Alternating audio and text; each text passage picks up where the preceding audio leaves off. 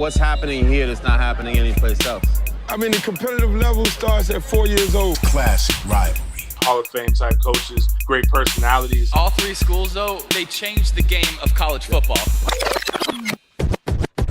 Florida State Seminole. Miami Hurricanes. Florida Gators. You want to dominate your opponents and you want to get stoned, make sure that you roll up.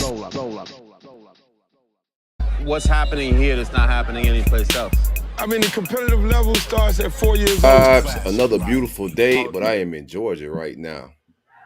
Larion, CJ, what it do? It is indeed a beautiful day in the Sunshine State. I am in Melbourne, my new home. So I actually was close to coming home this weekend. So we would have kind of all did Georgia this weekend, but I'm going for sure next weekend. Yeah, everything's cool, man. Ready to get into it, man. I'm tired as hell because I worked this weekend, which threw my sleep schedule way off. But I'm in great spirits, man. It's just I get a chance, man, to talk little Canes and little Niners, man. So I'm geeked about the opportunity, man. How you doing, C? Man, pretty good, bro. It seems like I probably should have stayed in Georgia my dang self, man. I'm tired as hell, too. Been a pretty eventful weekend. Shot down to Daytona on Thursday to hang out a little bit. Went to my cousin's graduation and also ran into some people at Mainland. Then was shot to Georgia for my buddy's engagement. For my buddy engagement, and a lot of former teammates came up and hung out. So yeah, just got back down to town yesterday. Excuse me, this afternoon. Matter of fact, I'm tripping. But yeah, I should have stayed up in Georgia myself, man. It's been a hell of a weekend. Road running. I like it. Yeah, I skated up here. Last minute, I got hit up from my guy Ben chasing some people at UF, asking if I was interested in maybe doing some content with some of the athletes that was heading to the NIL summit in Atlanta. I had to take up that opportunity. So, I came up here a little last minute, but it's been worth every effort. The effort I put into getting up here is definitely worth it. Having a great time, make me some great people. It was fun shooting the content that I shot with the athletes, but also made some new connections. Shout out to Home Field Apparel, Gatorverse, TNA, which is the network advisory. Everybody that worked with us with shooting some content. We did a lot of marketing this weekend. Just some other work that we do on the back end of things. So a very eventful weekend, man. I'm going to try to wrap this pod up quick enough because I met some stars already, but I was supposed to have dinner with Mike Vick, bro. I'm trying to get up out of here. Yeah. In a timely fashion. That's very important. In a timely fashion. No, that's dope, man. That's real dope. Yes, sir. While we was up in Atlanta as well, I had to swing by the Trap Music Museum and get some footage, do some promotional stuff. We're going to be at the Trap Music Museum doing our first official media day, July 6th, which is a Thursday. If you got 4th of July plans, shift them up a little bit. If you don't have plans, pull up. Make some plans, hang out a few days. Benji Brown's going to be in town doing a show. Go check him out. But make it a thing, man. We're going to have some former Canes, former Florida State players, and former Gators pull up. Confirmed already, we have Miles Graham and Ernest Graham, former Gator legend. Doors open at about 6 p.m. We're going to have live DJ. It's a full bar. It'll be some food and grub there. A lot of marketing. We're doing giveaways and raffles. But come hang out with us. We're doing some media. Also, we'll have the Georgia guy. So if you, we'll have George Foster in the building, who's a dog himself. So he'll be pulling up with some folks. So if you're a Georgia Bulldog, or if you know some Georgia Bulldog friends in the Atlanta area, tell them to pull up and hang out with us a little bit. Yeah, it's going to be a real good day in Atlanta, July the 6th, excuse me. Y'all definitely come and hang out. I feel like I should have wore a jersey. Y'all boys decked out in jerseys. I got on a regular tee. Yeah, what you got on there right there? USA? Yeah, brother. Jordan? Dream Team Magic. The 15th. Oh, okay, Magic. Okay, the Magic Dream Team. Nice. It's just the Miss Luness, Jerry. The GOAT. Yeah, so man, I wear this shirt to work now actually, because the print got messed up, but it's cut off on this, so I think I can slap it on real fast. All right. Yeah, I usually don't do the jerseys out of season too much, but for our guest we got coming on today, I didn't have no clean 49ers t-shirt, so. Big guest, man. I'm excited to hang out with Leonard Hankerson. He's been spoke about with Van Dyke and some of the other former Canes that came on and spoke about his playing days. He's currently the wide receiver coach over at the 49ers, so Larion get double the action a little bit today. Pause. Before we get started, shout out to our sponsors, the great folks at takeavacay.com. Be sure to visit Take a Vacay. Use coupon code Rollup at checkout for 15% off of all Delta 8 THC products. They have gummies in the flavor of watermelon, kiwi, blue raspberry, and pomegranate. They also have vapes in the flavors of Blue Dream, Nana, Cherry Pie, and Bubblegum OG for the OGs. Got to keep the OG for the OGs. All of this is discreet to your mailbox, and it's also legal, fairly legal. The Jump Out Boys, and you got to worry about meeting the plug behind Walmart. None of that, man. Straight to your mailbox, discreet packaging. If you're not into THC and you got to pass drug test, that's cool. They got a product that's called Sleepy Gummy, which is derived of all natural botanicals like melatonin, lemon balm, and ashwagandha. That Sleepy Gummy hits a little bit. Coupon code Rollup at checkout for 15% off. I'm on vacation a little bit, working at the same time, but I'm definitely on a vacay, man. That's how we vibe around here. Definitely gonna be using Sleepy Gummy after the finals game tonight to get some sleep to catch up a little from this weekend. I love the marketing there. Take a vacay. Right. You take that gummy, you on vacation, baby. You know what he got on deck? You know what product he got on deck? Go with that vacay. What's that? Shout out to my man Chris. Chris hit me up. He said, "Hey man, I don't know if you heard of this phenomenon or this product, man, but it's some honey that they sell at gas stations." That honey pack. I said, Chris, it's a phenomenon. Chris, it's a thing. Yeah, I've heard of it. He said, "Yeah, bro, that's perfect for a vacay. I'm gonna make my own version of that. So we can have." Careful if you got hypertension, though. I heard you ain't supposed to really mess with that honey pack if you got hypertension. It might be your last one. Be warned. It might be your last one. You don't want to necessarily go out like that. Rest in peace, Kevin Samuels. Yeah, we're doing that Kevin Samuels vibe. Yeah. Rest in peace. Kevin Samuels died from the honey pack? It's some alleged, yeah. He had a little mid-action pretty much. Yeah. Mid-action. Yeah. Oh, what a way to go out, man. Yeah, she was bad, too. It happens. Anyway, she too. Okay, good for Kevin. Yeah, there's a lot of ways to go, man. Some people don't went out in some strange manners, man. First thing, my last words will always be delete my phone. Facts. If I could tell anybody anything, delete the phone. But anyways, man, we're honored to have a guest with us today.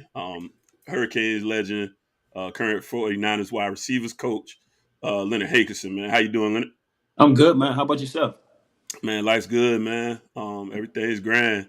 We got the word, that we was gonna have an opportunity to get you on, and I was like, nah, man, that's just the double whammy because it's rare I get a chance to get a Cane/Niner. We gotta get Frank one of these days. Obviously the gold standard, but I was like, this is an awesome opportunity. Just to have a chance to chop it up with you, man. So we're gonna go back to the old school and we're gonna bring it all the way up to the day. Kind of our way we always like to kick it off, bro. Is I know you from South Florida, so it's football's religion. But every once in a while, everybody's story is a little bit different. So how was yours? Like, how did you really first get introduced on the football? They had you on the O-line? Yeah, man, no doubt.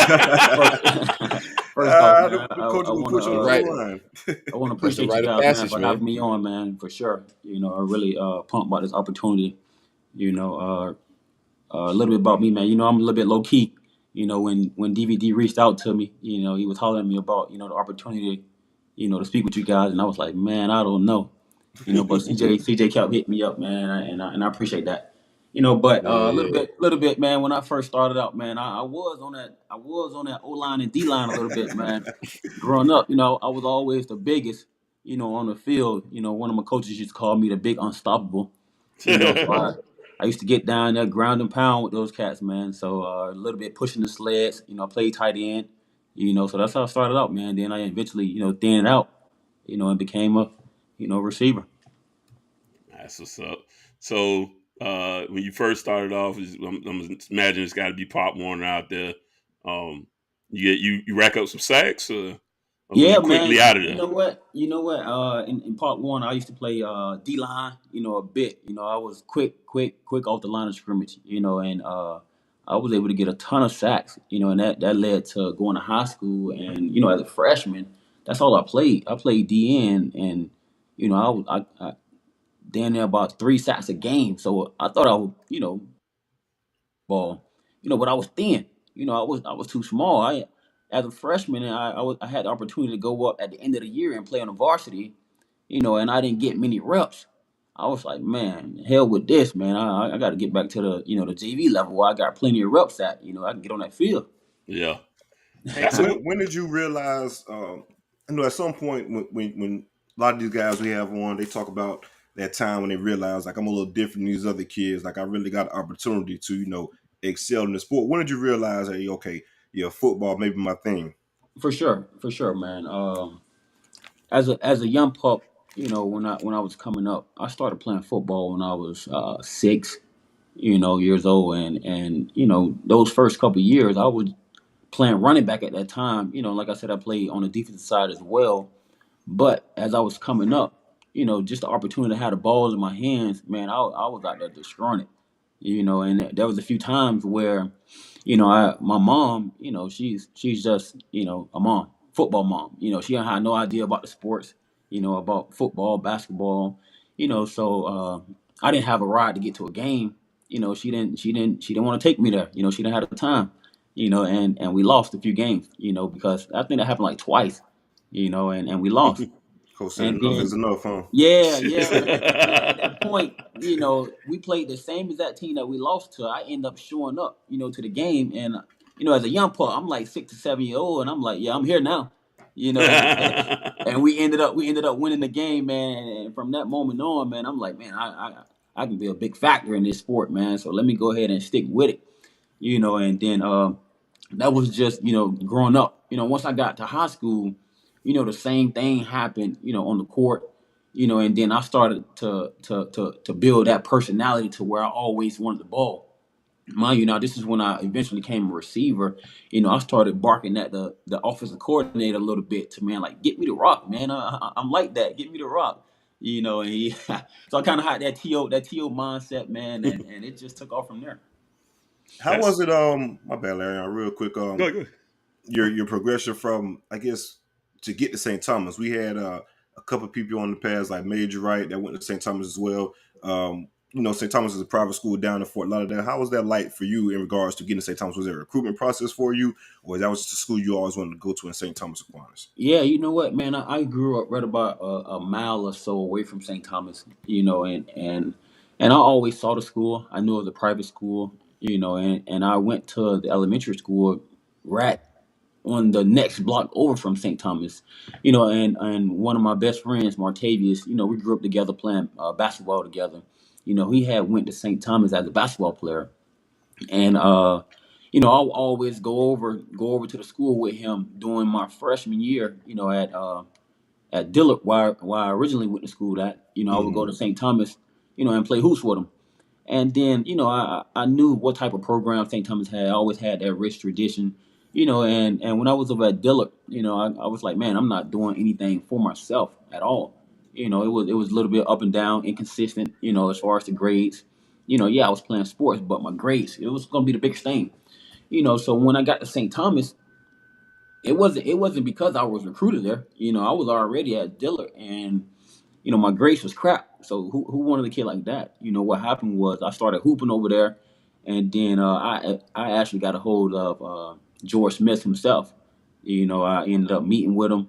Sat down with him, told him how if I was able to come over here, I'd be able to turn my life around and do the things I need to do to get back eligible and playing ball. In which it worked out. Because as a 14-year-old kid, you would think, man, how would you be able to speak to this athletic director, head coach, and be able to look him in his eyes and let him know that you're going to be a man of your word and pick your stuff up to where, without that, I probably wouldn't be here on this call with you guys today, man. That's do you think you remind me of me in that sense that sound like you always kind of had a bit of a old head mentality, man. Like, because that takes a lot, and for you to actually convince them, it's something about your personality that absolutely stood out to him. That he understood you wasn't just blowing smoke, man. And it's funny because you say you low key, and we knew that. And there's a couple other guys we trying to get on too, and they like, man, like we trying to get Hearns, and they like, yo, Hearns is so quiet and laid back. It's like, yeah, we'll get him eventually though. But you know, I also kind of heard that on the field. Like, so what kind of carry you out there to, you know, because the way you just speaking now is like, all right, you definitely had this quiet confidence within, but I heard when you play, you're pretty quiet out there too. So where you find the fire most time? You know what, man? There's a difference, you know, on the field. You know, like I said, I play basketball and football. You know, on that field, man, you got that mentality regardless, I think, of any sport. You got that mentality, you're going to get out there and get it.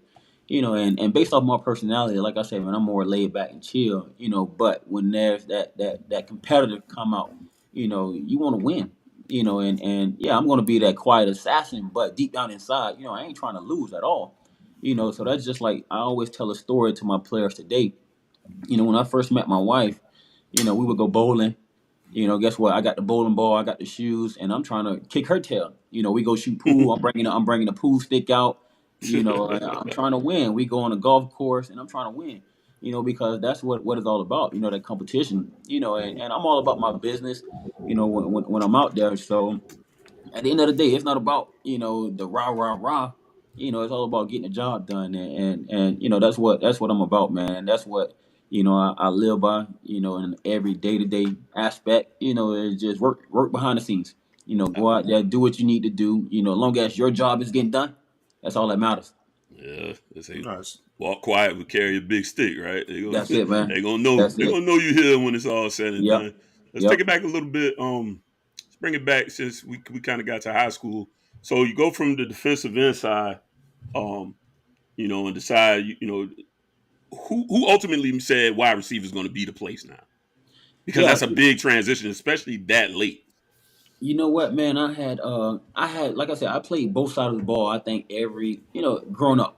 You know, and I had the speed to play DN, you know, and I had always played, you know, was on the offensive line side as a tight end, not just, you know, blocking cats. It was more of a tight end, you know, I was blocking, so I had the receiving skills already. You know, going back to Pop Warner, as I transitioned out of the running back phase, I ended up, you know, once I got to, you know, the 150-pound, you know, the bigger guys in Pop Warner, you know, I had a couple plays where I was catching it, you know, down the sideline and stuff, and that was just put in. It was a couple plays a game that was put in for me, you know, and I was making those plays, you know. So once I got to high school, you know, I would practice, but you know, I couldn't play because of the fact that, like I say, my grades was crap when I got to St. Thomas. You know, so my sophomore year, all I did was practice. You know, on the offensive side of the ball and the defensive side of the ball. You know, where, you know, it was tight end originally, but you know, my size wasn't going to allow me to play tight end. You know, or DN. You know, so I just at that time, you know, I was practicing a lot of receiver. You know, and I just honed in on those skills. You know, and developed, you know, the skills that is needed for a receiver. You know, once I got to my junior year, you know, Chris Carter, you know, the NFL legend, you know, he was my receivers coach there. You know, and just being able to have that, you know, the honor to work with him, you know, it just led me, you know, right to where, you know, I was able to sign with the University of Miami then. Talk about that for You a second, because I spoke. remember when my bad, real quick. So I Oh, remember you good. when Chris was there. I remember his son Deron Carter and all them was Yep. there as well. Let's talk about the opportunity to be coached by Chris. Some of the things he taught you as a receiver, because a lot of these kids in high school don't have the luxury to have an actual legit receiver coach, let alone a Hall of Fame technician like Chris Carter. Correct. Yeah, correct, man. And that's the difference between now and then, man. That's what I think, you know, set myself apart, you know, being able to have Chris, you know, come in and coach me, you know, in practice, you know, and on the sidelines in the game, because he had already played at a high level. He played in, you know, the NFL about 17 years there. So that's a lot of knowledge, you know, that he was sharing with us, and I was soaking it up because, you know, you don't see this every single day. You know, you don't. So just being able to have him, you know, take me through his experience, you know, it was able to, you know, put me on a level that, you know, most guys, most schools, most players, you know, doesn't have. You know, and I was grateful for it because, you know, you can say, you know, his son Deron Carter, you know, he lived that every single day, you know. But that's times as a young kid where you lose sight of, okay, who my father actually is, because, you know, I see it every single day. Right. Right. Right. But me, you know, coming from the outside in, it's like, man, I gotta soak all of this up. I gotta listen to what he's saying. I gotta go out there and do it, because, you know, there's gonna be a time where, you know, that disappears. So I was highly appreciative that everything that coach taught us back then. Some of us still use it today. What was the culture like at that time back then? Playing ball. I know South Florida, the track is always big. Like everything's super competitive with football. What was the culture like for you, and like how important and how serious football got for you at an early age? Nah, it was always important, man, because like I say, man, I knew that was going to be the way to get out. That was going to be the way, to make it into college. Which being the first one to go to school, on athletic scholarship, and just to graduate from college, that was going to be the way out. And just that culture, man, it was always, you're gonna get what you put in. You're gonna get out what you put in, and that has been the mentality. For myself, the coaching was always going to be hard, gritty, tough. Coaching to where it wasn't just go out there and do your own stuff. It wasn't just all right. If one coach get on me, I'm gonna get in that transfer portal. Back then that transfer portal it was limited. Yeah, limited. Schools really had to say so in you transferring or not. So started from high school, Chris, he being a great coach, being a great player himself, but he was still hard nosed, from as a person, and a player. So I just took on that mentality, took on that challenge, knowing that man, football is the way. So I got to do everything in my powers, to go and get everything out of it I could. You mentioned your sophomore year you didn't play because of grades. So your junior year come around. What type of hunger did you have going into your junior year, knowing that you missed your entire sophomore year due to the situation coming from Dillard? Correct, man. I was hungry, man. I felt like at the time I had to go improve myself because for one, I was over at Dillard, my freshman year, which who really cares about your freshman year in high school? And then the second year I didn't get that opportunity to play, but I was practicing every day, and you just think about that itself, man. You're a young kid, you're 15 years old, you can't play, football, and on top of that, you trying to find your way in a new school. So at the time, man, just having that mentality to where I need to do something, and my junior year comes about, and I ended up leading the team in receiving and touchdowns, having about 14 touchdowns that year. Because that comes from you putting in that work. Most kids, if you can't play, you probably don't want to practice, or you probably gonna find every excuse not to practice or not to work Right. out. Because it's like what's the result? I mean, what's the what I'm getting from this? But I took it as, man, I gotta do something. I gotta find my way because I was already behind most kids. You start getting recruited as a freshman, sophomore, in high school. So, I just stuck with it, man, and I felt like I needed to go out there and make a statement, and it ended up working out for myself.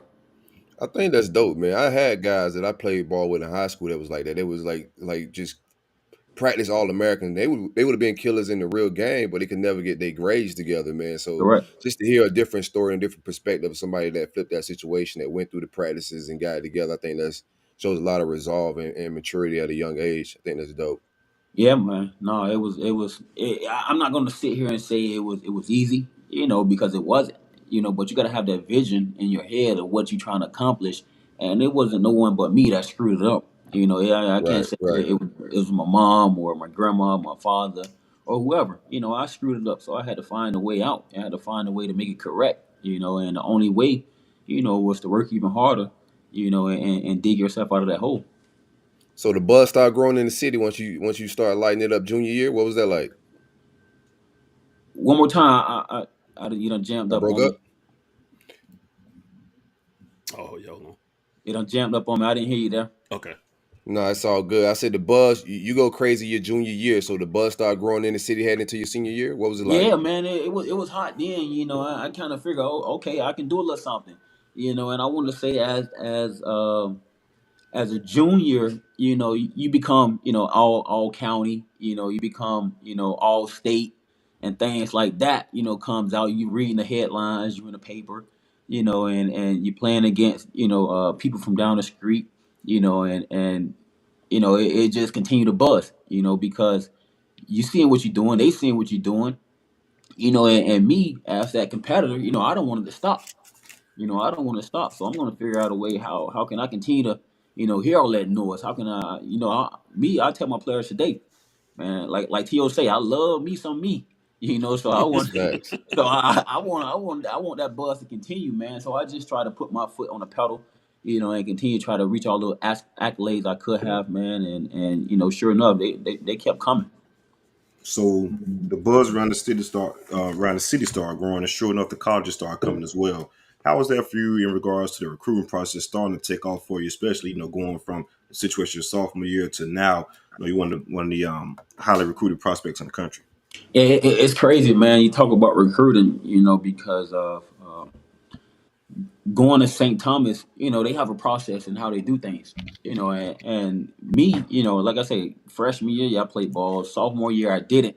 And the junior year, you go out there and you feel like you're doing a darn good job, you're balling, but I wasn't seeing the letters, and I was speaking to some coaches here and now every now and then, but I wasn't seeing the letters, I wasn't seeing the offers, and I'm kind of thinking to myself, where my offers at? I know I'm balling, where my offers at?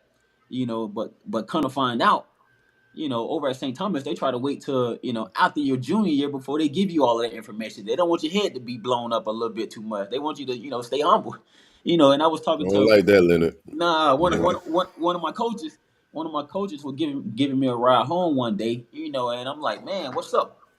Right. He was like, what's going on, man? We're hooping out here, man. Yeah, let's have a conversation. Somebody call y'all. Yeah, I'm like, man, what's up? Bethune fam, somebody called right. y'all, dog. I'm Tell like, me where something, my baby. offers at, man? He was like, who you think about, Miami? I was like, yeah, well, they haven't offered me yet. He was like, what you mean they haven't offered? They have offered you. I was like, when? I haven't gotten in that information. He was like, yeah, man, all of your stuff inside the coach office right now. I give it to you in a bit soon. But so about that recruiting process, man, it was crazy, because when you are a top player on your team back then, no matter who it was, I always knew, from a young age that it was going to be Miami for me. I wasn't going nowhere else. Yes, I would talk to, the Ohio States, the Floridas, Pitt, all the big time schools there was. I was talking to them all. But, I knew I wanted to stay home. I tell a story all the time of back in, I want to say 90, 99, whenever I think Florida State played Oklahoma or somebody in a national championship. And Florida State won that game. Tech, right? And it was VayCay, I think. I can't remember, but I think it was VayCay. And Florida State won that championship. Vic went crazy, man. Yeah. And at that time, Pete went crazier. At that time, growing up, I was a Florida State fan. Because I like the Ward Dunn, I like Peter Ward. I like all of those good players they had. But in 2001, when Miami was playing in the championship, I'm like, man, this the team right here. This the team. So from that moment on, I'm like, Miami all the way. Miami all It's too loud in the city for you in South Florida. It was hard at that time, bro. Yeah. Oh, yeah. So what my name? Andre Johnson jerseys was everywhere. You couldn't turn a corner without seeing that number 6. Bro. Yeah, man. That's facts. Yeah. So as I was going through that process, man, you would speak to all these coaches, man, and deep down inside, I'm like, man, I feel bad because, man, I'm going to Miami. I couldn't let those guys know that. I couldn't let them know that because, you can't, brush them off because what if Miami doesn't happen or what if something happens, So right. No bridges. Yep, there was multiple teams that were like, man, we'll give you 2 scholarships. We'll give you one, and we'll give you one to bring whoever you want to bring. We want you. Man. Big package deal. Yeah, man. I even got recruited for DB to go to Ole Miss, man, and I'm blessed, that Miami opportunity was there, man, and I did get that, the opportunity to go there. Do you take any outside official visits? I did it, man. The only visit I went to was Miami. You one of them guys, man. Yeah, was it. You locked in from the jump. Johnson. I know guys like you, bro. Yeah. the crazy thing about that, man, Chris Carter, he's Ohio State guy. Yeah. And I was speaking to Ohio State. Ohio State probably trying to convince him, to get me there. And I want to say around Christmas time, our senior year, it was me and my boy Major Ray. He lived a few blocks. We rode to school together every day. He lived a few blocks away from me, and Chris, he had bought us both sweaters. He bought me a UM sweater and he bought Major, a Florida sweater, And Chris was like, "Yeah, I got you this. I know you ain't going to Ohio State, but I got this here for you. Anyways, So, yeah, man. He did what he could do. Yeah. Can't do so much, man. That's got dope. What was Mage like? What was those practices like at STA? Going against a guy like Major Wright. Mage, man, we had a lot of top players, man, and they were very competitive. Every day, we were out there to get each other better. And the thing about that is, we had that hunger, we had that mentality, to go and try to win. I want to say we probably, out of those few years, we only lost about 4 games or so. And we played. My 3 years that I was at St. Thomas, we played in the championship game every single year, and we didn't win not one of them because we lost to the Lakeland boys. But those practices, man, they were very competitive. Everybody talking smack, whether it was on a offensive side or the defensive side, man, and that's what it's about. That's how you make yourself better. That's how you make your team better. You go out there, you compete. In between those white lines, man, there's no friends. And it's how can we get better? How can we get each other better? And how can we win games? So that's what it was about then. How was that official visit to Miami? Let's set the stage a little bit, because a lot of people talk about how Miami visit is one of the top visits in the country. Just talk about the official visit and how they set the stage for you on your official visit. Yeah, for sure. Dave and Buster's. Yeah, I think from back then to now, I think it's a little bit different than how it's a lot more flashy now than then. Back then, yes. I enjoy every moment, man. If I hadn't, I probably wouldn't have gone there. But just being able to go and kick your feet up on a beach, there in your room, you got a huge room. I came from a family of 7, 8, and I ain't got no single room by my doggone self. We already know that. So just being able to get in the beach, man, have that big room, they got your little welcome package in the room when I got there, man. Welcome me, then going out to dinner with the coaches, man, and they showed nothing but love, when I was there, man. What I had hated, I think that had changed the year before, I went on my visit. Before you was able to, put the players on the field, let them run through the smoke, and give them a jersey, and stuff like that. And that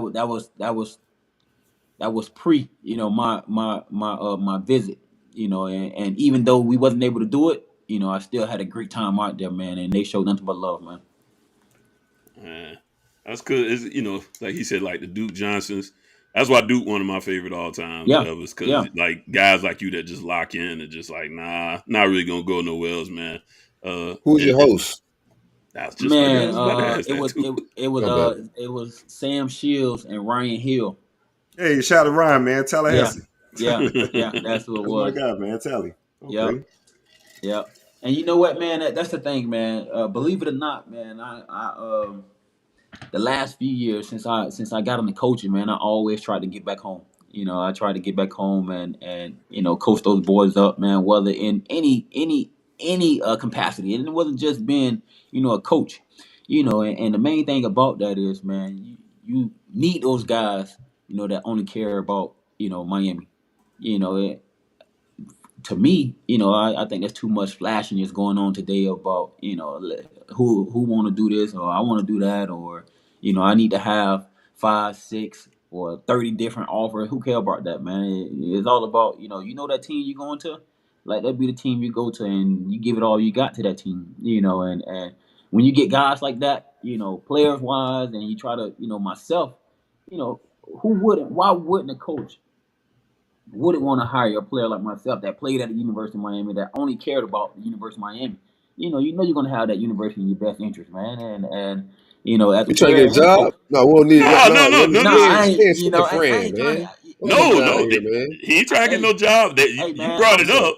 I don't need a job, man. I work right here for life. Yeah, I know. We need you to stay out there in San Fran. What I'm saying is, stay over there, baby. What I'm saying is, man, players, who care only about that school, they're gonna be all in. That's exactly why the Duke Johnsons and myself, man, got that best interest of that university, man. And I feel like DVD is in the same mode as well, too. He is. Yeah. Oh yeah. He's another one.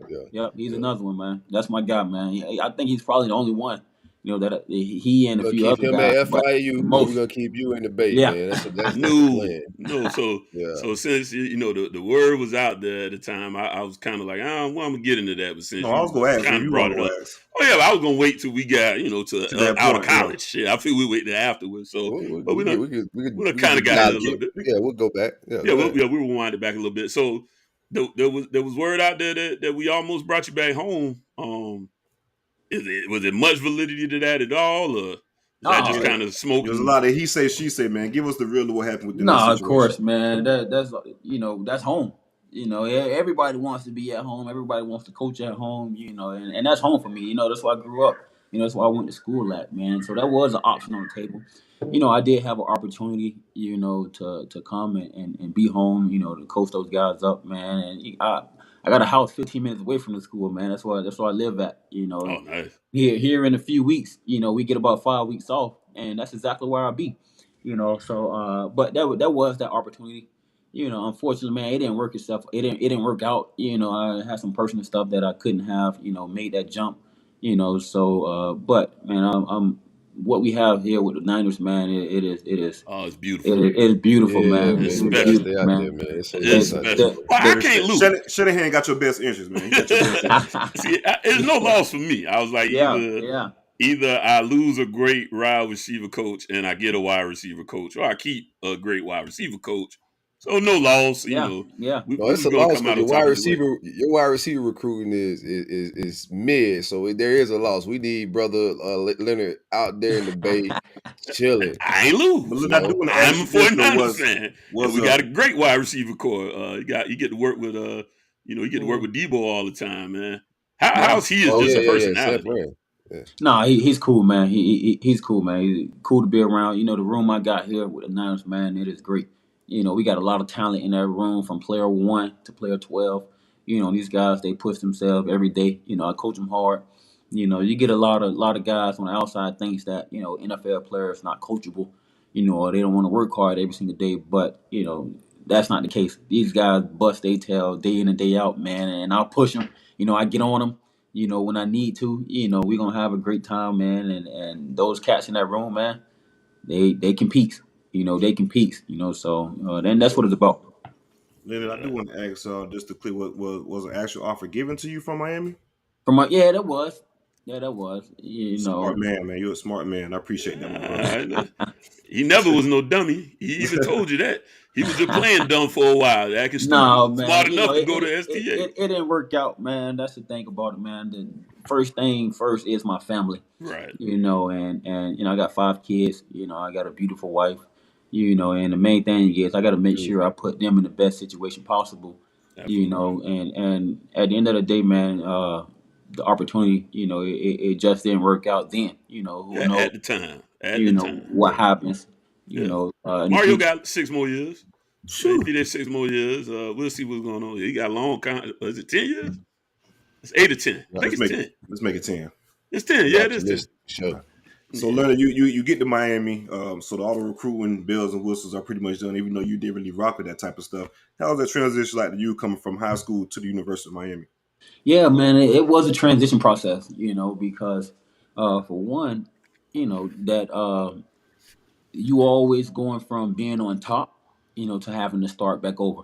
Going from high school, being a man, seeing all these accolades, and stuff, and now you get to the next level where you start at the bottom of the roster. Yes, it's going to be competition, no matter if that's high school or college, but you starting all over. You got to go out there and compete. That roster is pretty much set until you go out there and show what you're capable of. And at the time, man, it was challenging for me.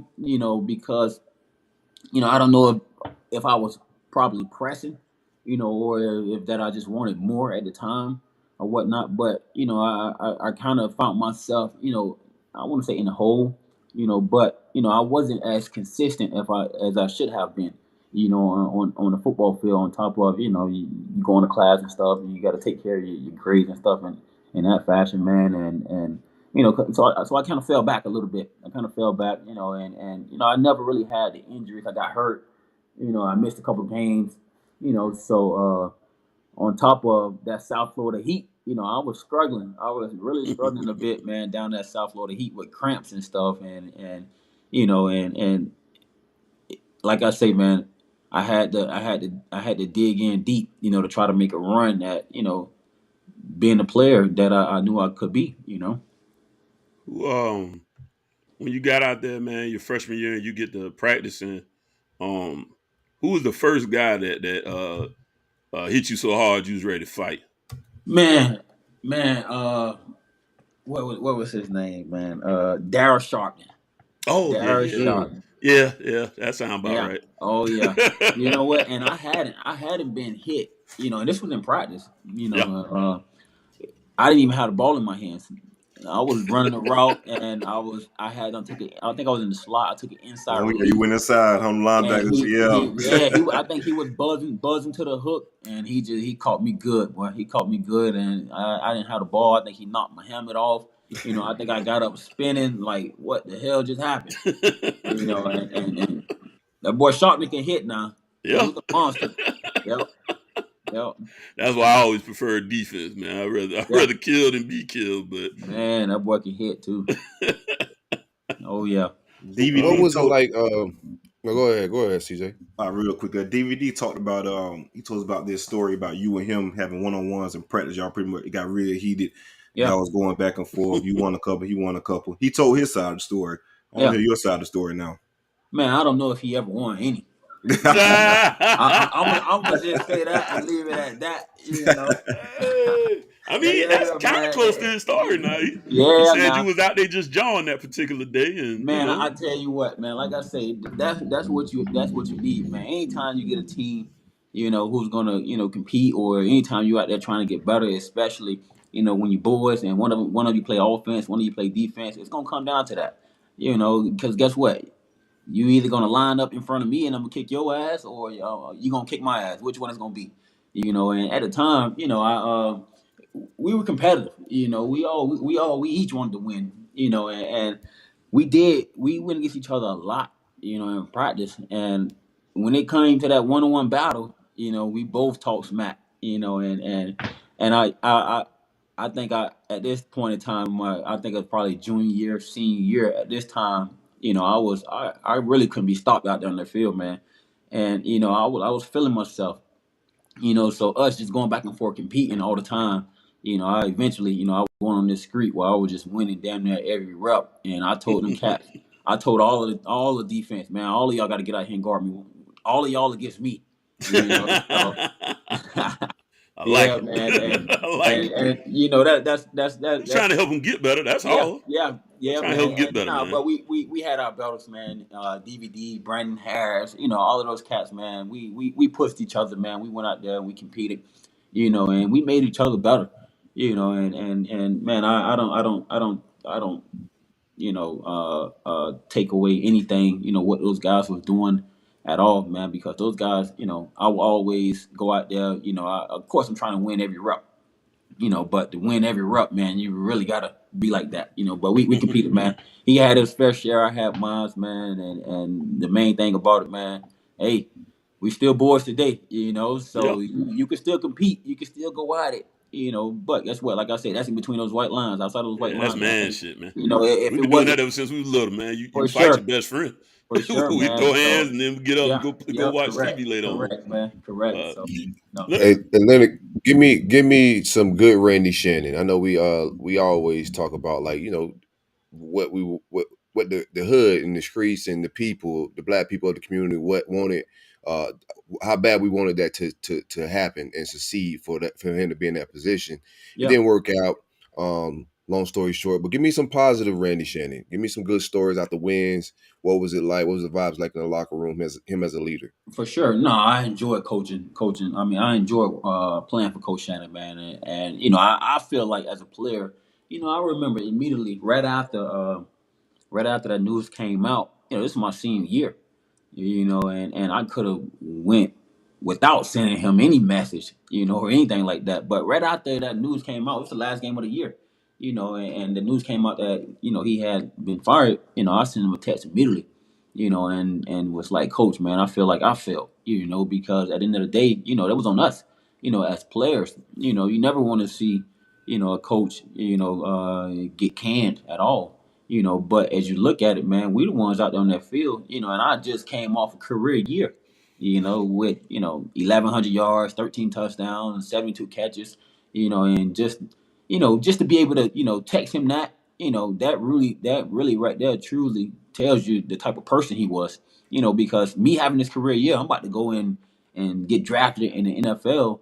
I could have just been going on about my business, but I told him, I said, man, look, that's on us, man. I really appreciate everything you did for me, and but I feel like I failed as a player because this happened to you, but he was awesome, man. He was awesome, man. He was awesome as a coach.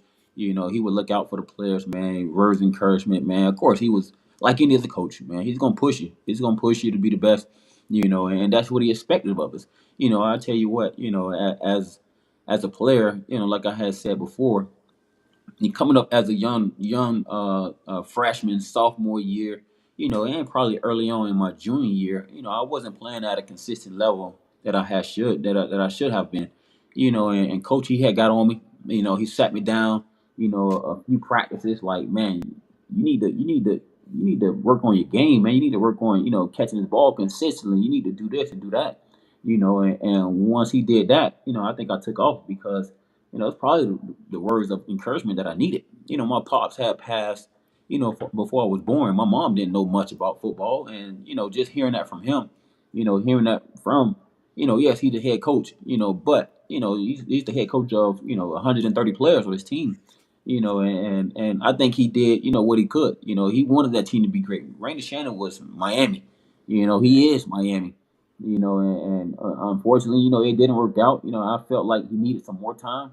That's just me at 21, 22. Even today, I feel still the same. And I think he would have got that program to where it was more stable.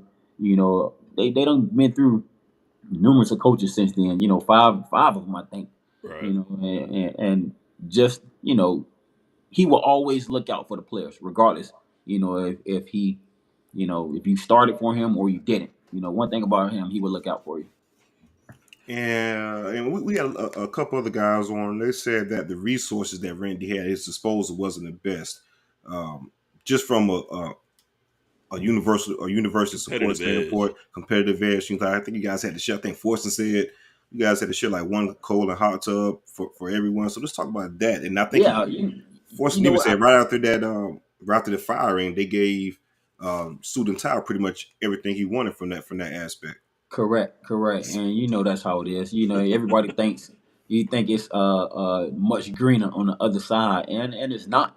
I think what people fail to realize is that University of Miami, they did it at the time, had many resources to dish out. It's really like, oh, we the youth, so you should be able to go out there and work with what we got. Right. And that wasn't the case. Like, I go back from the time I was there, and how our locker room, was versus, how that thing looked today. It's much different. They have look at the indoor facility they built, and the practice fields and the meal rooms and the offices that, they're using today. That's much different than what we had. Our old locker room that we use, it is now the training room, That's the trash room, right? Yeah, it's the training room now. Now look at that. Now look at what they got today. But the resources, they were limited. But I think Coach did a great job. From the standpoint of being that guy and putting us in position, to really use what we had. That was my first 2 years. We had to pretty much go from workouts to practice and go to the calf to even have opportunity to eat food, but with Coach Shannon, that's the first 2 years. I do say he had grown in the position of, now let me start bringing the food over here to the facility. Let me cater in some food. Let me cater in dinner. Let me cater in lunch or whatever. That way, we didn't have to travel as far after practice or workouts. And he made it a lot easier for us, as players, and he used what he had. I know you spoke on earlier thinking maybe you were pressing at times. As I remember, you were always one of my favorite players, like, back on NCAA. So like you play the game, I'm like, yo, this cat's cold.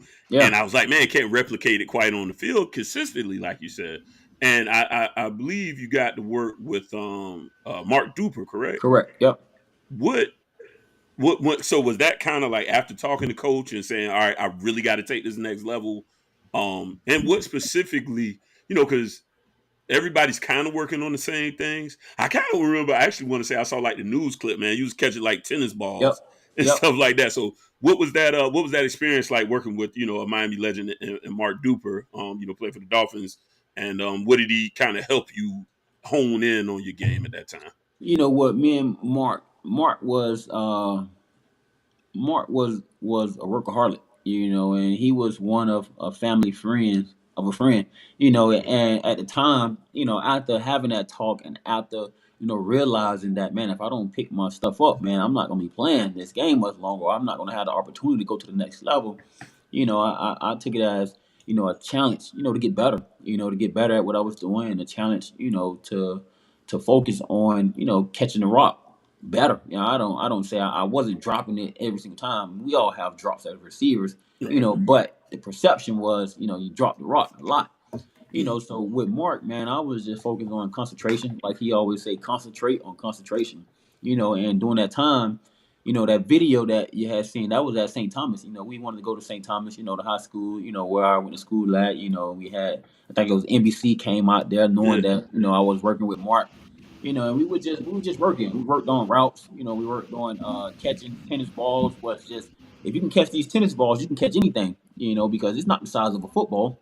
Right. So working with him, I had always worked regardless, no matter if it was that time stands out because it was in the media, but the times before that, I was after my freshman year, at Miami, you didn't go to summer school after your freshman year, back then, but after that freshman year, I went back home and lived home for the summer. But guess what? I still drove, that's about 55 miles, from Fort Lauderdale to the University of Miami, where I was waking up at work. I started at 5:30 in the morning, and I was waking up, 4:15, to go pick up my partner, that Jermaine Johnson, who lived north of me, and then turn around and drive to the school to be there by 5:30, and then on top of that, I was dropping my mom off to work at like 4, so the work, I always had the work ethic. The main thing was, how can I, lock in and focus on the necessary skills, that I need to take my game from, one level to the next, and how can I, change the perception of people, who thinks that, you dropping the rock way too much into, something totally different, and it was all about getting that pub, and showing people that, I ain't afraid to work, that I ain't afraid to, do what was necessary, and the main thing is, what got me going even more is that, I remember my senior year, I missed the first half of the spring game. I ended up, the bus left at like 8:00, and I think I overslept. It could have been my junior year or my senior year. I can't remember the exact year it was. Could have been my junior year, but I had overslept. And I missed the bus that morning, so I had to get to the school and get picked up. And then get down to Fort Lauderdale. And what happened? What stands out about that is, when I was on the sideline that first half, there was a picture in the media, and it said, Leonard Hankerson gonna get used to standing here on the sideline, or the media or something like that. Get used to standing on the sideline. So I'm like, cold blooded. Yeah, I'm like, huh? So yeah, that's cold up for real though. So that just added more fuel, to the fire that I had already had burning inside of me. I think that was my junior year. And I was like, man, this ain't gonna happen, man. I gotta step my game up even more now. Man, I wish I knew who wrote that. No, you know what? It was a picture in the media, and then I think somebody took the article and then said something about, I'm gonna be standing there even more. So it was something, man. But social media. Yeah, man. But those opportunities, man. I'm grateful for it all, man. Going through it all, man, and just those experiences, man. You talk about them, with your players today, man, and you look back on them and you're like, man, you've grown a lot. And that's what it's all about, man. How can I grow?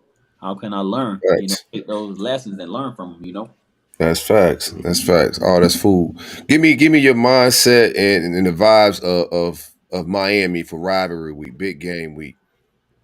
For sure, man. It's always, when you look at it, man, Florida State was the team. Florida State, who we played, that one team where you're like, well, we got to get our minds right for this week because we ain't letting these cats come in and beat us. And you get some of the greats that comes back around the campus, and talk about their playing days when they had to go against Florida State. When they when what it was like going out there on that field, and you try to match that. You try to match that intensity every single rep, every single opportunity you get because it's all about bragging rights. It's all about no matter if the kids down in Miami, or Fort Lauderdale, you're gonna get guys go to Florida State, Florida, in all fashions, and just bragging rights. Who's better than who? And it came to those rivalry games. You get the bragging rights, up that year, because we know it's a yearly thing, but. It was now how can we take our games to another level because we want to be the best of the best. We want to be the best. We want to be talked about. It's always tried to be, go out there with that mindset like, F Florida State, F Florida, and whoever else it was, that we had to go out there and have that rivalry with. Mike ever give you a call? Yeah, I talked to Mike. Mike, he went to St. Thomas as well. Right. And I talked to him a couple times, man. He's always pumped up. He's animated. He's always pumped up when it comes to those teams there, those games, man. And he's the same. He's the exact same. How he is on talking on the phone. You could tell he was sweating on the other end, huh? One more time. I said you could tell he was sweating on the other end. Oh, he was sweating. Yeah. Sure, man. Nobody don't play, boy. Yep. I was in that club in Orlando when he walked by. I said, God, boy, sweating profusely. Right. I was very nervous, cold in that man. establishment. I ain't gonna lie, we was about to play y'all for the Miami game, right? And he started going crazy. I said, man, I don't know, man. He might do something I don't know. Yeah. I got a lot of energy, bro. I definitely believe. Well, if you was in that room, you definitely believed. For sure. What's it like having a guy like that at your disposal? I mean, Michael Irvin's an absolute legend, man. War 47, that's legendary at the U. You got that guy, like you said, went to STA with you in University of Miami. What was it like having like a legend like that to call you and be able to have a relationship with? If I'm not mistaken, you tied Michael Irvin that your senior his record for most touchdowns in the season, correct? Correct. I ended up breaking that record. Oh, you broke it, okay. Yeah. Man, it just to be able to have that, man. Again, you go from Chris Carter coming in high school, to Michael Irvin, at the next level. Man, it is a blessing, because most guys, they don't get it. They don't get a part of that history, and to see a guy again talk to another guy who done it at a high level, you feed off that energy, and that work ethic. I remember him talking to me about how, he used to wake up earlier, living on the East Coast because Jerry West was out there on the West Coast, and when he got up, Jerry Rice. Okay. Jerry Rice was still sleeping. He was like, so I got to get up way before Jerry Rice, and that way I can get out there. So just to feed off that, man, just to have, that caliber guy, to come and speak to you, to give you those little nuggets. Mike Irvin actually played hoops with my dad, man, and so way before, I was even thought of. Way before I was thought of, so he gave me some stories about, boy, your dad is a bad man. Oh, that's gas, man. Your father passed away when you was young, so Mike gave you some stories. He passed away. He passed away before I was born. So like 2 weeks before I was born, my dad had passed away. And Mike was able to, already give me some information that, my dad, that I was already hearing from everyone else, and so that was just a blessing, all around. Was your dad an athlete as well?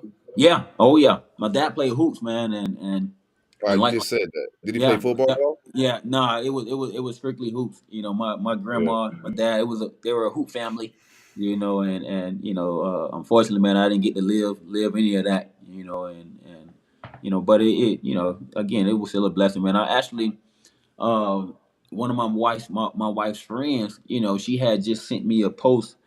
I want to say it was about high school, and she was trying to put 2 and 2 together, because she don't know my dad. But the post said Leonard Hankerson. It was like, some all-star team, something like that. And she was like, "Who is this? I only know one Leonard Hankerson. Who is this?" and it was a picture of my dad. So I'm like, man, it's awesome to get this stuff here. From back in the '80s. Yeah. And so no, it was a blessing, man. That's dope, man. We got let's see. All right, so all is done. You got the transition, had a good year. Yeah. Draft prep time. What was your mindset? What did you what was your physical preparation as well, getting ready for? Like I said, I knew you had a great year coming out, so I was like, well, he's got to get drafted up in here. I didn't think it was even going to take to the third, but that's where it ended up landing. But yeah, how was that whole process, kind of getting into that? Yeah, that process it was a good process, man, and going from right after the season, I ended up training right there in Aventura, at Bummeritos, and me, like I say, I already had that routine of, the mind of work, how can I get better, and I knew it was going to take, a whole nother level of getting better, because now you trying to get drafted to, the NFL. Now you're going to be going against the best, from that moment, man, all I did, I worked out at 6 a.m. I worked out, over at 6 a.m. with Bummeritos, and then once I finished there, I would go and try to get something else done. I always try to work out like twice a day, throughout the week, and then pool like on Wednesdays and stuff. Training for the combine, it was all about now at the end of the season, how can I work out these kinks and bruises, that way I can go out and compete to be the best at the combine. I think Bommarito did a heck of a job in doing so in transition. I never, the crazy thing about it is, man, I in college, I think the reason why I didn't get drafted in the first round is because, I didn't have that playing speed. I didn't play fast enough, to where you can look at on tape and say, boy, Hankerson is fast. And that wasn't me. I was more of a lone strider, more deceptive. I can catch the ball and go, but I wasn't that long speed. I wasn't about the yak and stuff. So I was good release, route running, and that was me, like a Chris Carter there. But so like I say, Bommarito did a great job, because I had no idea that I was going to go to the combine and run a 4.43, because I didn't realize that, I never played that way, the reason I talk about that is because that's how I coach my guys now. How can I strain and be the fastest on the field, and get that next gear, to where you're trying to run your best 40 every single route, because we run our routes that way. It ain't no way, defenders are going to be able to defend us. Only thing we want to do is get those guys to defend the end zone, which means flip those hips. Correct. Once you get in to flip those hips, it's a wrap. Yep. So I think if I known that, as a college player, I probably would have got drafted earlier than what I did. So just going through that stage, preparing, for the combine, and then, we didn't have OTAs or anything that year because it was the lockout year. Mm-hmm. So I just it extended the process of preparing now, for training camp. What's it like getting closer to your dreams? You got butterflies. You nervous? Like, what's that feeling like? You've been chasing this thing you since you was a kid. What's that vibe like? Yeah, no, it was nerve. I was nervous at the time. You get that gut feeling like, man, I just want to know where I'm going to be at so I can go and help out this new team. So it was nervous because I didn't know. I was just hoping that I did get drafted at some point. Like I said, we always think we should get drafted higher than what we really did. But I didn't know. I didn't know what was going to happen. I know I just had this good season at Miami. Let alone. You put in the work, you did what you needed to do, and now, you want to go ahead and put your college team, Miami, that was back on the map. There hadn't been, many other receivers drafted in years prior to me getting drafted, because we had declined a little bit there, but, I had big nerves, knots, and I remember watching the first round, that first round, and all I did was I held that phone in my hand, man, and any little buzz, any little text, any little thing, man, I'm like, oh, this is it, and it wasn't. It took until the next day, but it was a great feeling, man. Once it did happen, it was a great feeling for myself, for my family, just to have my kids there, to allow them to see that, man, and being Again, like I said, the first in college, to graduate from college, and now the first professional athlete in the family. Man, it was an awesome feeling. So, who threw a better football at that time, RG3 or Kirk Cousins? Time to go. Did you catch that? Yo, nah, I didn't hear what it blank right when I asked. No, I tell you the timing on this. I say who threw a better football at that time, RG3 or Kirk Cousins? You know what, man? With me, I think RG had the stronger arm. Mm-hmm. You know, I think Kirk back then was more. I think he was more NFL ready at the time. You know, and he could have had a little bit more accuracy. You know, but as a receiver, I tell my guys now today, and the way I coach it is, we don't care who throw the ball. Quarterbacks usually they're just throwing to spots. It's our job to get there. So we got to make sure we get that within the timing, of the play. So we should be able to. It's a football. We should be able to catch it. No matter what, no matter who's throwing, no matter how it looks. It's our job as receivers to catch it. So don't look and see. You definitely had to stress that a lot this past year, huh? Yeah, I say don't look and see. Don't look who's back there. Don't worry about who's back there throwing it. Just go get it. Yeah, because you That's guys not funny, CJ. No, Joe, you guys did a great job. Aside from that, like y'all had a lot of quarterback issues and still did a great job aside from that. Yeah, man, and that's the thing, man. You want to get paid the big bucks, so guess what? You got to go out there and make them look good, So that's your job. Make the quarterback look good. I don't want to hear anything about drops or quarterback need to give me a better ball. No, you go get it. That's a fact. You had a big family, so you get to the league, you got some new money. Do you feel any pressure from the family with taking care of things, or was there any survivor's remorse with friends or anything like that? What was that process like for you? No, man, it is always tough, man. Of course, you're gonna feel that pressure because coming from a family who didn't have anything, didn't grow up with much. You live in, like I said, 8, 9 people, in a 3-bedroom house, and you want to make sure, you look out for everyone as much as possible. And for a guy like myself, I didn't have the heart to say no to anyone. I always want to take care of everyone. And that's a recipe for disaster there. Well, And at the end of the day, you don't grow up with money. So your parents don't know anything about finances. Let alone you know anything about finances. So it was all about, man, how can I, help my mom out? How can I help my grandma out? How can you help out? Of course, you're gonna have your cousins, your aunts and uncles who's gonna call and ask you for this and that, and you want to be the best as possible. You don't want to be the bad guy, So you try to help out as much as you can. You ain't transferring to your agent, man? Your wife? No, man, I didn't. With me, man, I was always on the side of, man, I'm gonna take care of my own. I'm gonna make sure, I do what's right, do what I can, and learn as much as I can. And that way you don't want to always have to. The agent is there for one reason, and that's your contract. Everything goes. I'm talking about your other agent. I'm talking about your in-home, the wife. Oh, or moms. I wasn't married at the time, man. I wasn't married at the time. Gotcha. So, I know a lot of people. I've heard like several guys. Was it Brandon told us that he sent them to his mom? I can't remember. It was either him or DVD. No. Just ask mama, bro. That is the correct way. Especially you have somebody who's more experienced than you. You should do that. Which I advise every person. Especially the youth. The younger guys, especially nowadays with that NIL money and stuff like that.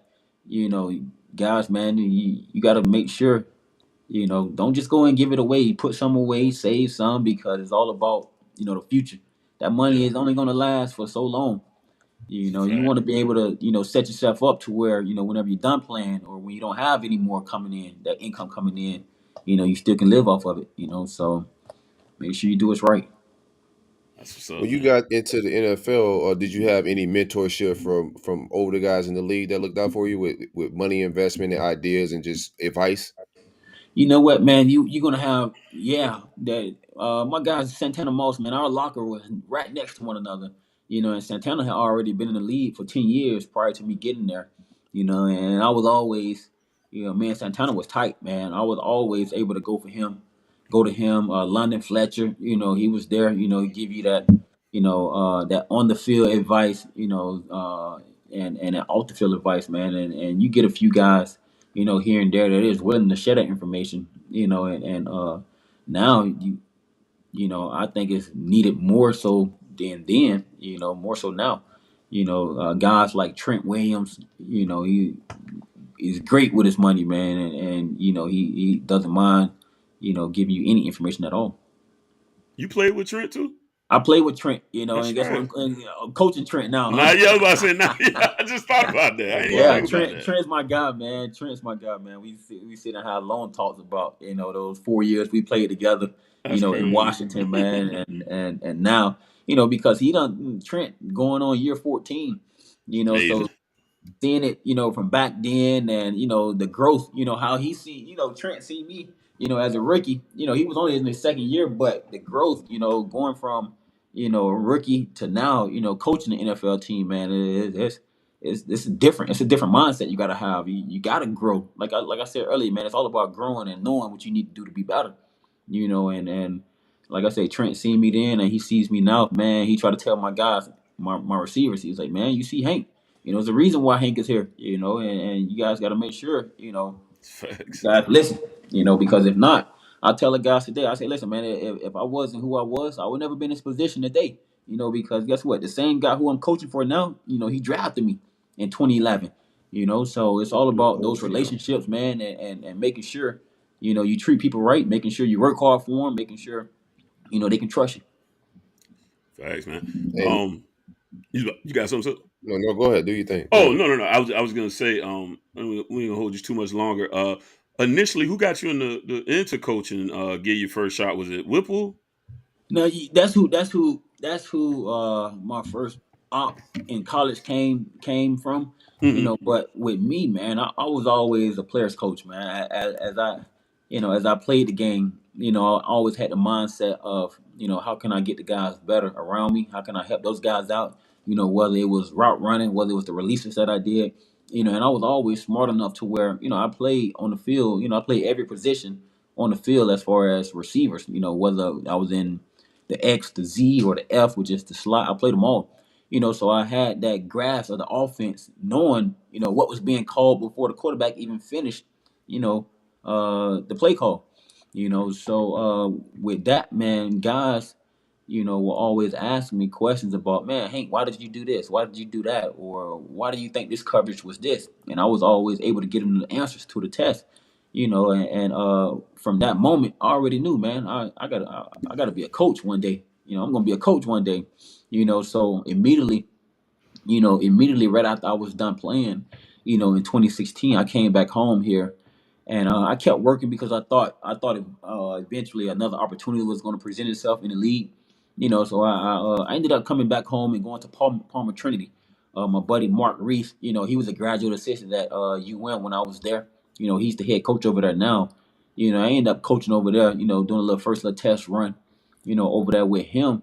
And then that was a few months. And then right after I left there, I ended up going, to University, in Massachusetts with Coach Whipple. All come full circle, man. And Yep. Now, they say it's all about those relationships. I love seeing, guys like you and Brandon and DVD, all you guys, transcend into that coaching world, because one of the lessons that I've heard repeated from all of y'all is treating people appropriately, making sure you keep those doors open, and keeping those great relationships going to where you'll be a person that they think of when said opportunity comes around, man. Yep. Because you got a gift, but there's a lot of people with that gift too, and something you got to stand out in a different way. So, good lesson to pick up from it for anybody is just be a stand-up individual, a high character person, and that's going to continue to keep your name in those circles when these chances come about. So, that's a testament to you and those other guys as well, man. So. No, for sure, man. That's gonna keep you relevant, man. Because at the end of the day, man, it's all about, like I say, making sure someone can trust you. Making sure they see your work ethic. Making sure they can have their back turned to you and knowing that they're gonna get, the product that they see that they invest in. So like I say, when I played for Coach Shanahan at in Washington, man, just I would go to work every day. I would do what I need to do. On the field, off the field, he never had to worry anything about character issues. He knew once he called my number on the field, I was going to give him that best effort, I could possibly. And in the meeting room, it's not like you're gonna have coaches, that coach you hard. I think one thing that stood out to me is, the father of Cal Shanahan, Mike Shanahan.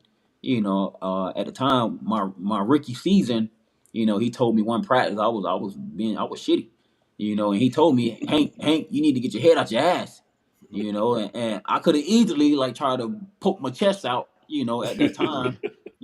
That's what you get coach hard. Guys think I need to poke my chest out, I need to bark back. No, man, you take the coaching, you listen to what is being said, you listen to the message, and you get better from it, because at that time I poked my chest out at, Coach Shanahan. Guess what? You think I'm the friend? You think I'm the same friend right now? UMass, right? You never work in any of these towns again. Exactly. Won't just be that one. It's gonna be a lot of towns you ain't gonna work in after that because they're gonna say what you did. It's all about that impression, man. And that's I hadn't talked to Cal Shanahan the 5 years that I had. From 2016 to 2001, I hadn't had no personal conversation with Cal Shanahan. We hadn't talked on the phone. Yes, I would send a message every now and then, just to, say what's up to coach. But that was years that went by that we hadn't talked. And just to think, man, how can, a guy who I hadn't talked to in 5 years, give me a job, 5 years later. That says a lot, man. So I'm thankful for this opportunity, man. I'm thankful to be in this position that I am in today, man. And it's been a blessing. It's only up, man. It's been a blessing for myself and the family. It's only up. That's been a great coaching tree over there too, man. A lot of guys got great opportunities coming out of there. So that was my other thing. I was like, man, him being in that organization, it's just been a very fruitful organization. Guys are getting some good jobs coming out of there, man. So I know all in all that had to be tough beyond your personal stuff. It's like, man, at the same time, these guys are getting some great positions. So you stick around and, who knows what your next move will be. So clearly, it wasn't no bad decision to be made. So that was awesome. This is my last thing. Y'all boys let me know if y'all got anything else. Did you suggest the big 49ers helmet chain to Debo based off the turnover chain? I saw Debo pull that big chain out.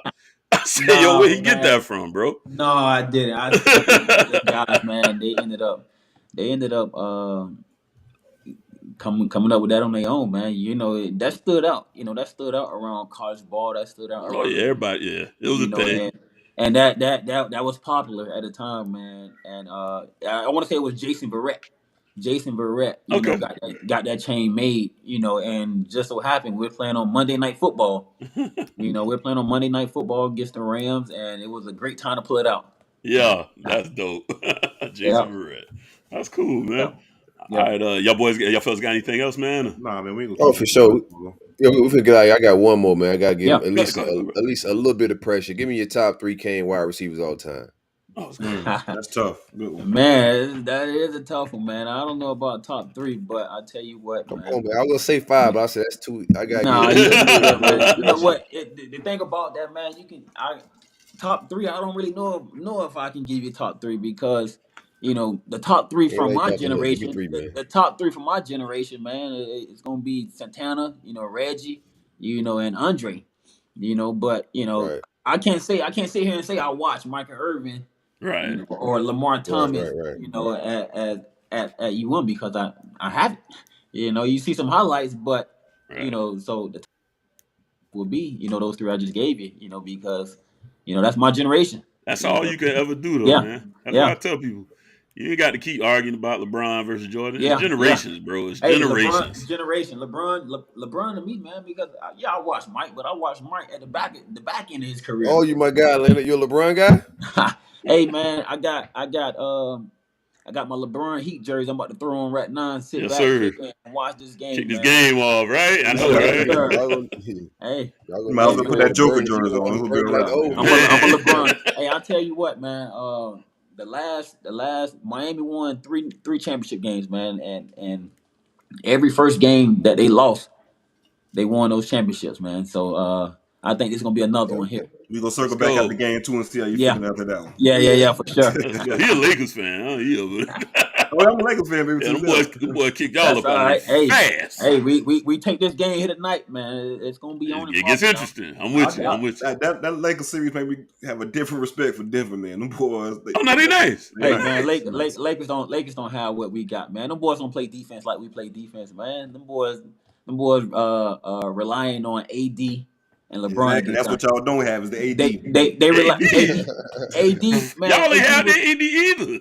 AD did his thing. That series with Joker was just that damn good, 10, 25, 10, 25, and he was too inconsistent, man. Yeah.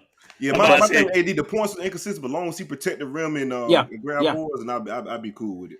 Yeah, for sure. Yeah. we don't get in the basketball bag. He just shy away from the moment a lot of time to me. Yeah. That's something I don't like about him. You gotta have that dog in him. He's a hell of a player. He is a hell of a player. You gotta have that dog, man. I got one for you, man. If basketball. So if Jimmy pull it off, what do you rank him in this championship all time? In Miami Heat, I got people saying they put him over LeBron. I'm like, man, what the fuck? I wouldn't be able to put him now. They in the moment, the Miami Heat fans in the moment. I wouldn't be able to put him down. 5, right? He's not that old. He's probably 33, 30. Let me see. 33, 34. I won't be able to put him that high, man, because I tell you what, man, what D Wade and Shaq did. You know, that 06 D Wade and Shaq, man, and if he can win this one, I think for sure it'll be 2 or 3. You know, because I say, man, the teams that Miami had with Chris Bosh and D Wade and LeBron, man, they shouldn't have lost. They should have won those 4 in a row, before they went to. You know, that team they had, man, they was unstoppable. You know, but we got knocked off by Dallas and the Spurs. You know, and Jimmy's right now, he is doing a lot less than he's doing a lot more, you know, I think, than what those guys did back then. You know, with a lot less. More with less. I agree. With less talent. For sure. You know, so I think it's all gonna come down to what Screws and Duncan Robinson, you know, get done, because that first game, man, they couldn't throw a rock in the ocean, man, and that costed us, man. They baiting y'all though, champ. They baiting you, man. Yeah. You know, they let y'all get your confidence up after shooting like crap and only lose by 13. Yeah. I tell people if I could switch teams, I go to the Heat. I happen to be a Rockets fan. Yeah. He switch teams all the time, Leonard. Don't pay him no mind, man. He switched teams. I ain't switch no team. Did you used to be a 49ers fan? Did you used to be a 49ers fan? I was a child. When I was a child. And I ain't changed since I was a child, so don't give me that. I ain't changed since 14 years old. When I became a man, I put away childish things, man. I started cheering for teams in my state. 28 years I've been down with all my teams. So you can't shake me on now one of them. Anyway, I would love to see the Heat pull us off. It'd be fun. I love the culture of that team down there. I just think it's too much firepower. But we're going to see. We're going to see. Either way, it'll be fun. History will be made one way or the other. I don't know why my screen keeps changing color. Leonard, one last one before I get you out of here. What do you feel about Mario and the new staff and the new regime, the momentum, whatever they got going on? How do you feel about the Hurricanes right now? Y'all hear me? Can you hear us, Leonard? I don't think hold on. Can you hear us? He looking, but I don't think he can hear none of us. Can you hear me, CJ? Yeah, I hear, brother. I think he just can't hear us. Leonard. Yeah, we can hear each other. He can't hear us though. Yeah, and see if he mute. No, he's not muted. No, he's not muted. He's talking to us. I see him talking now. Hit refresh. Hit refresh real quick. If you can hear us, hit refresh real fast.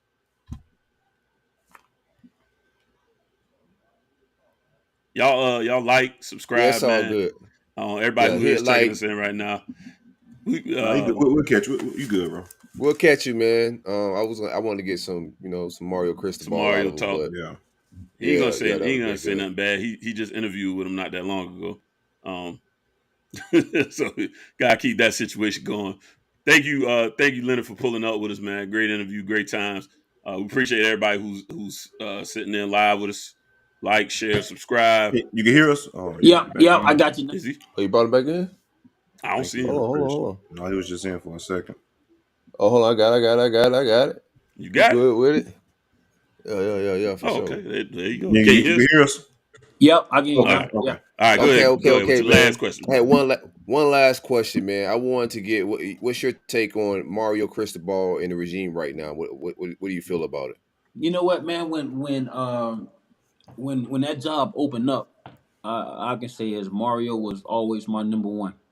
You know, because for sure, what needs to happen is the culture change. You know, I always thought for sure, you know, Miami need that tough mindset. You know, but they need it, done the right way. You know, and I knew he would always be the guy to get that done. And I think, right now that, he is the right fit, and he does have that opportunity to bring those cats back to where they need to go. You know, what stands out about him is there was a video going viral from, I think it could have been 2020, or 21, where Mario had slammed his headset over at Oregon, on one of his receivers that spent the ball, and and he got out there pretty good, and when I talked to when I talked to Cristobal, I was like, Coach, I said, you know what stands out to me? I said, you getting on that receiver ass because he spent the ball. I said, that's exactly what Miami's needs right now, because at the end of the day, that says a lot about mentality, expectations, and we need to get back to that, and guys being afraid to get coached, need to get the hell on, so I think he's the right fit, man. I'm hoping he gets it done, man. I'm a huge fan. I can't wait to watch and see what's happening in year 2, man, and I'm pumped up about where they at, man, and what they got going so far.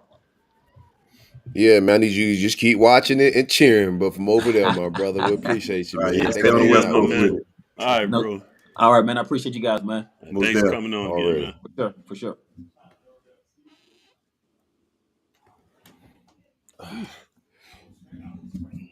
Again, that was Leonard Hankerson. You're welcome. Man, great interview. Possible future wide receiver coach of the Canes. Who knows? All right, got a little while. Nah.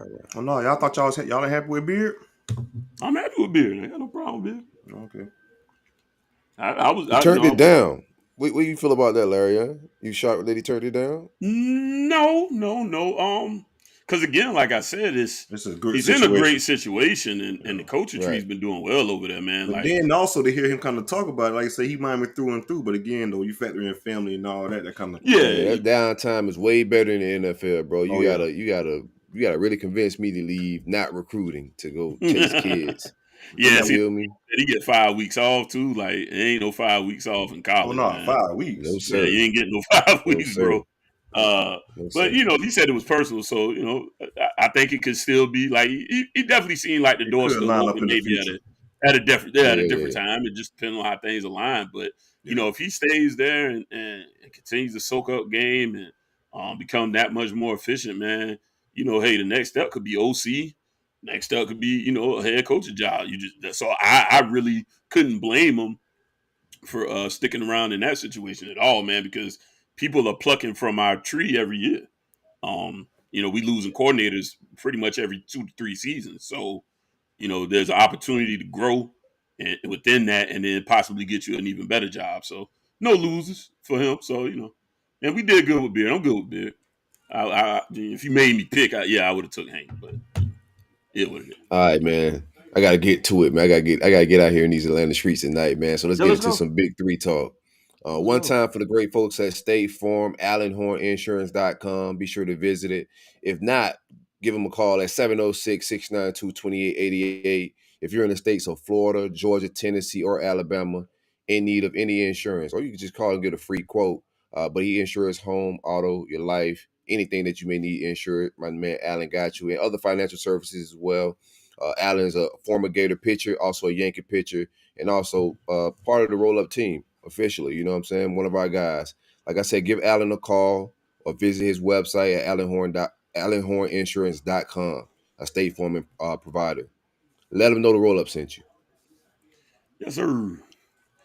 How y'all boys feeling, man? Y'all got y'all. I saw the streets giving me. I've been out here busy a little bit, but I saw the streets giving my guy a hard time about the slingshot. Billy set y'all up a little bit with the slingshot. Oh, back with the Maybach. Yeah. It was just funny to me because man, when they dropped it, I was like, man, I got to log off, man. They dropped the slingshot, bro. My boy Billy went to the body shop before it blew up, huh? Hey, look at this. Went to the body shop before it burned down a little bit. Well, I felt just like Big Boy. I felt like Big Boy in ATL. I know they ain't what I think it is. I had to call Billy, bro. They really think that's your whip, man. You gotta pull that thing out the garage on them, man. Yeah. Well, hey, shout out to what is it? Was it a Maybach? That was a Maybach, right? Truck. Yeah. Look, shout out to Maybach Billy. Shout out to everybody that was arguing about other men's cars all weekend. Which is super funny to me because I'm like, well, y'all do know he wealthy, like, right? First of all, the whole joke that got the only reason we joking about it because y'all was joking about the. Because we joke, yeah. Now the motherfuckers talking about, oh, he's driving. It's like, Brandon, goddamn, bro. You're right. Yeah, now it's serious. Yeah, now they got weird. This is the one thing I hate about, and this is one reason I don't like trolling. Hey, man, don't come in here with all this real shit, all right? I'm telling jokes right now. In actuality, Billy, I know the man don't drive that shit. Shut up, dummy. Bro, this is a damn... A rich guy. I really think a rich guy's driving around. A millionaire coach, right. Come on, Come on, man. Yeah, I do, but I will say, got to give Billy style points for that one now. I ain't going to say I saw Billy in the back now. I ain't going to hold you. I saw Billy in like the top of the line Toyota truck. I had him a little Cruiser, huh? Pigeonholed. Not a truck, the big boy, whatever they got. They cost $130,000 or whatever, something like that. They say every time you open the door of a Billy car, that lady on all raw shit, that say Maybach music. That's what the recruits told me. It may not be true, but that's what they told me. I made all that up. Nah, that was dope. I like that. I like when you pulled that out. No, that was dope, man. Especially the slingshot stuff. I was like, man, my weekend is shot. I'm gonna stay off the socials. I know they're gonna troll the hell out of me. We got a slingshot on the field. We've been had that slingshot. I don't know what y'all been waiting on the joke, but we've been like kind of dropping that the last year or so.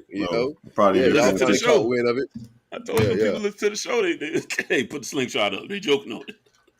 I've been rummaging around these Atlanta streets. CJ, kick it off for us, man. I'll follow you up with some Gator stuff, but kick it off. Still getting some notes and some information back from the official visits this weekend. It's been lively a little bit in Gainesville, but what you got going on in Tally, my guy?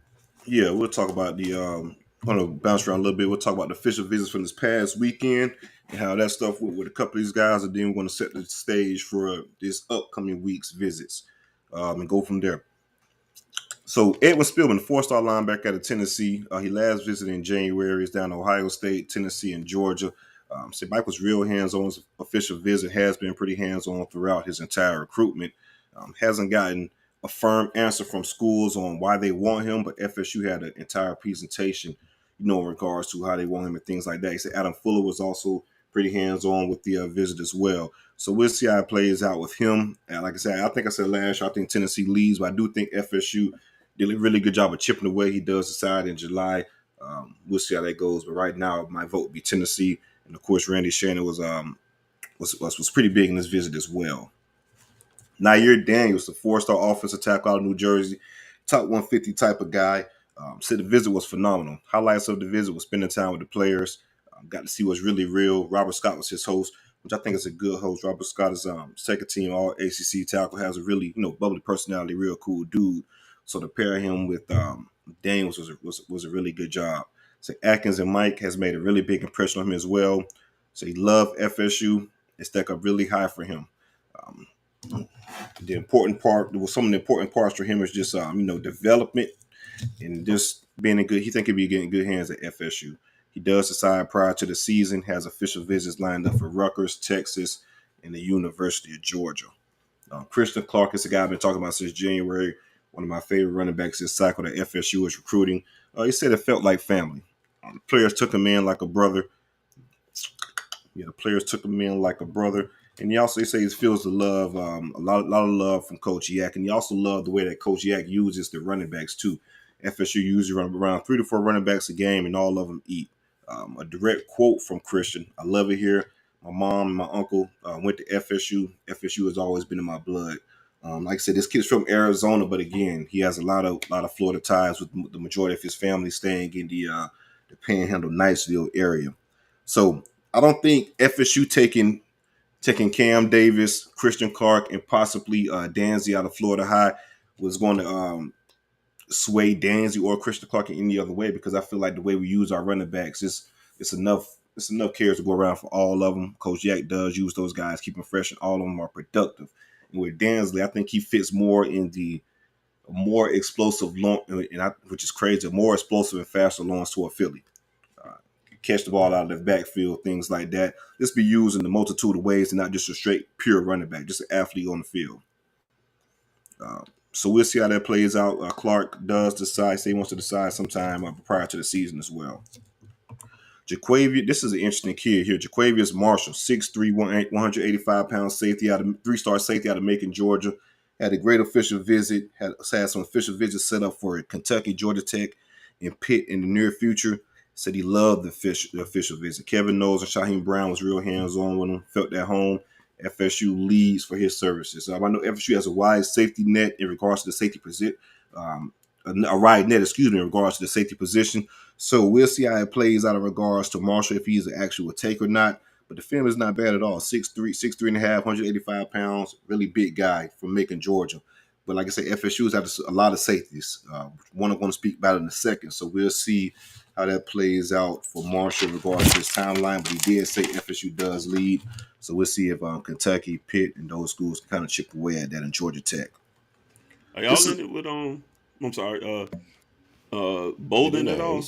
Bolden, man, I think his top 5 is kind of solidified. I was like Clemson, which was on campus at Clemson this weekend. I think Georgia's going to get his commitment, to be honest with you, pretty soon. Yeah. Clemson, Georgia, Auburn, and I forget who Clemson, Georgia, Auburn, forget the other schools, but we could get official visit in the fall. If he pops up in the fall for a game or official visit, then that open my eyes up a little bit. But right now, I think FSU is probably around 5th or 6th for Bolden. In that pecking order, but we'll see how that plays out. But yeah, he's another safety that they're after. But I think Georgia, he's going to end up committed to Georgia pretty soon, I think. Yeah, that's kind of my gut too. I remember y'all being more in the beginning. I hadn't heard anything in a little minute though. But yeah, okay, he drew the dream school stuff out and all that type of deal. Oh, he did. Oh, kiss of death. Oh yeah. Where y'all boys at with it with Lil Wayne, man? Y'all settled that? Y'all talk to moms about official visits? And man, we talk to moms, man. Moms, I think we talked to moms, you know what I'm saying? I know Larion say that. It may have been moms. I don't know if it was moms or the auntie, we can't really factor it in nowadays with with that kid, right? But yeah, I think they're still in a good position with Wayne, but I don't think, to be honest with you, they got some guys on board. A lot of guys on board. But yeah. So now he's not a priority, you saying? Oh, he's a priority. But if he does end up flipping, we'll be okay, is what I'm saying. I got you. Yeah, he's definitely a priority. He don't got none of y'all stuff, man. I would just pay. I don't even look at them kids paid. If he wasn't a priority, he wouldn't be committed. Yeah. I just thought it was interesting because I've been joking this whole time. So let me go to this kid paid. He don't got nothing mentioning FSU, man. He don't got a pin tweet. No. He don't got nothing about nobody, but he committed to y'all though. Correct. Okay. But hey, listen. Right. Long as that's ironed out. Okay. He's committed to who? FSU. All right, cool. Today. All right, and this is another safety that I was going to speak about. I like his film a lot. Kadarius Morgan, 3-star safety out of Phoenix City, Alabama. Has official visits set up for Cincinnati, Auburn, and Miami moving forward. FSU, he had some pretty strong quotes about it. So he loved the coaching staff. He said there's something big going on at FSU. He wants to be a part of it. Pretty much, yeah, it was cut and dry. He said FSU was doing a lot of good stuff and wants to be a part of it. They're high on his list, so we'll see how that plays out. Loves the energy that Mike have. At this point, I'm thinking to be an Auburn and FSU battle. Again, it's just a priority or a take. I do like his film. He does remind me a little bit of a Jamie Robinson type physical kid on the smaller side, but he's not afraid of anything real physical. We'll see how it plays out. What's that name again?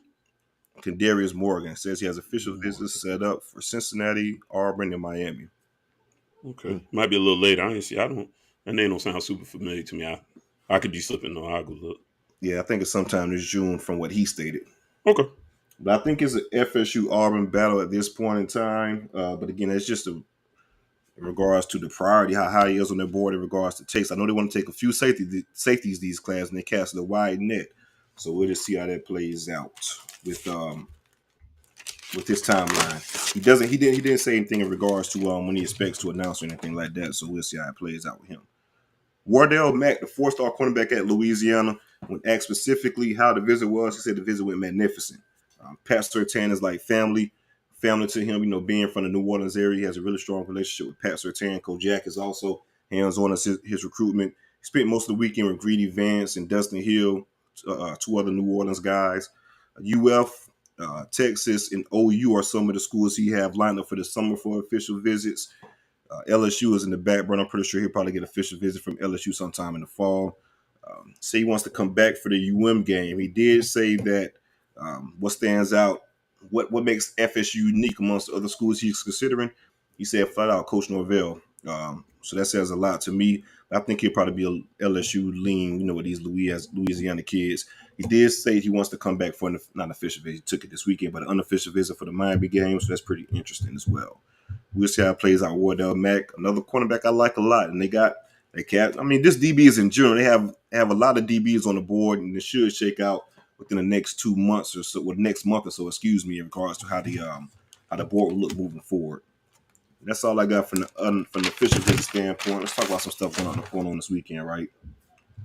Boy got a notepad over that bitch, boy. Yeah, shuffling some papers. Shuffling papers and shit, bro. Feeling responsible around this motherfucker. It depends. There's days I like to write my notes. I was kind of pressed for time today, so I got to go straight phone today. But I do prefer writing them. Yeah, I mix it up. I prefer writing as well. Yeah, I feel it. 5-star receiver Cameron Coleman is going to be on FSU campus June the 10th. He's going to participate in the FSU Elite Camp, which I'm going to speak about in a little bit. I guess I could jump into the Elite Camp right now. So FSU is not really hosting the official visits this weekend. There's still going to be a busy weekend overall for FSU because it's going to be a big camp weekend for FSU. So 5-star 2024 receiver out of Alabama, Cam Coleman, will be on campus. Phoenix City, you know, we just had his teammate on campus, so that could be something to look out for. This will be his second visit to Tallahassee within this year. He will participate in the camp as well. So we'll see how that plays out. He has a scheduled official visit with us, so that's also good. He did official visit Clemson this past weekend. He has Auburn and LSU on the official visit schedule to map out the rest of June. So Cam Coleman, 5-star receiver, will be on campus. The elite camp is more so centered around 2025 guys, which I like because most of the 24 guys, they pretty much know exactly what they wanted and kind of got that board mapped out and on the official visit scale and things like that. So 2025 top running back Alvin Henderson, he's been on campus multiple times out of Alabama, big time prospect. I mean, he had video game like numbers these last couple of years. He's going to be on campus. 5-star defensive end Zion Grady, he's going to be on campus participating. Local 4-star 2025 blue chip prospect Jalen Wiggins, defensive end out of Tallahassee Rickers. He'll be on campus as well. I like him a lot. If you guys remember, you may have not seen it now, but it was like a viral post about a kid doing homework. A coach said kid doing homework at a basketball game or something like that, and he was, you know, at the game actually studying, doing homework. Because the picture going around, that's Jalen Wiggins from Tallahassee Rickers. Real smart kid. It was crazy how that shit played. I even know who the kid was at that point in time, and then kind of put 2 and 2 together. So he'll be on campus participating in the elite camp, and also the number 1 player in the 2025 class, David Sanders, offensive tackle out of Charlotte, North Carolina. He will be on campus on June the 9th. JoJo Trader. D-Rod, the look on Silk's face when when I said that, go ahead. Lil Wayne ain't got no FSU stuff on his page. And there was another one right behind that, right? One more. I gotta look back at myself. I had no idea what my page was. Oh man, he started it. That's why he knew what he was doing. Whipping I wasn't even gonna bring that shit up. Ain't no whips happening in 352, man. We'll get to some Gator stuff. Yeah, we got JoJo Trader on campus for 3 days. Like I said the last show, he'll be on campus this week, June the 8th through the 11th, along with hello. What the fuck? Oh, my damn computer had blacked out for a second. I don't know what the hell happened. Go cuss everybody out. Cuss everybody out in the house. God damn it. Right. Somebody go pay you. 4-star defensive back Chris is it Ewald?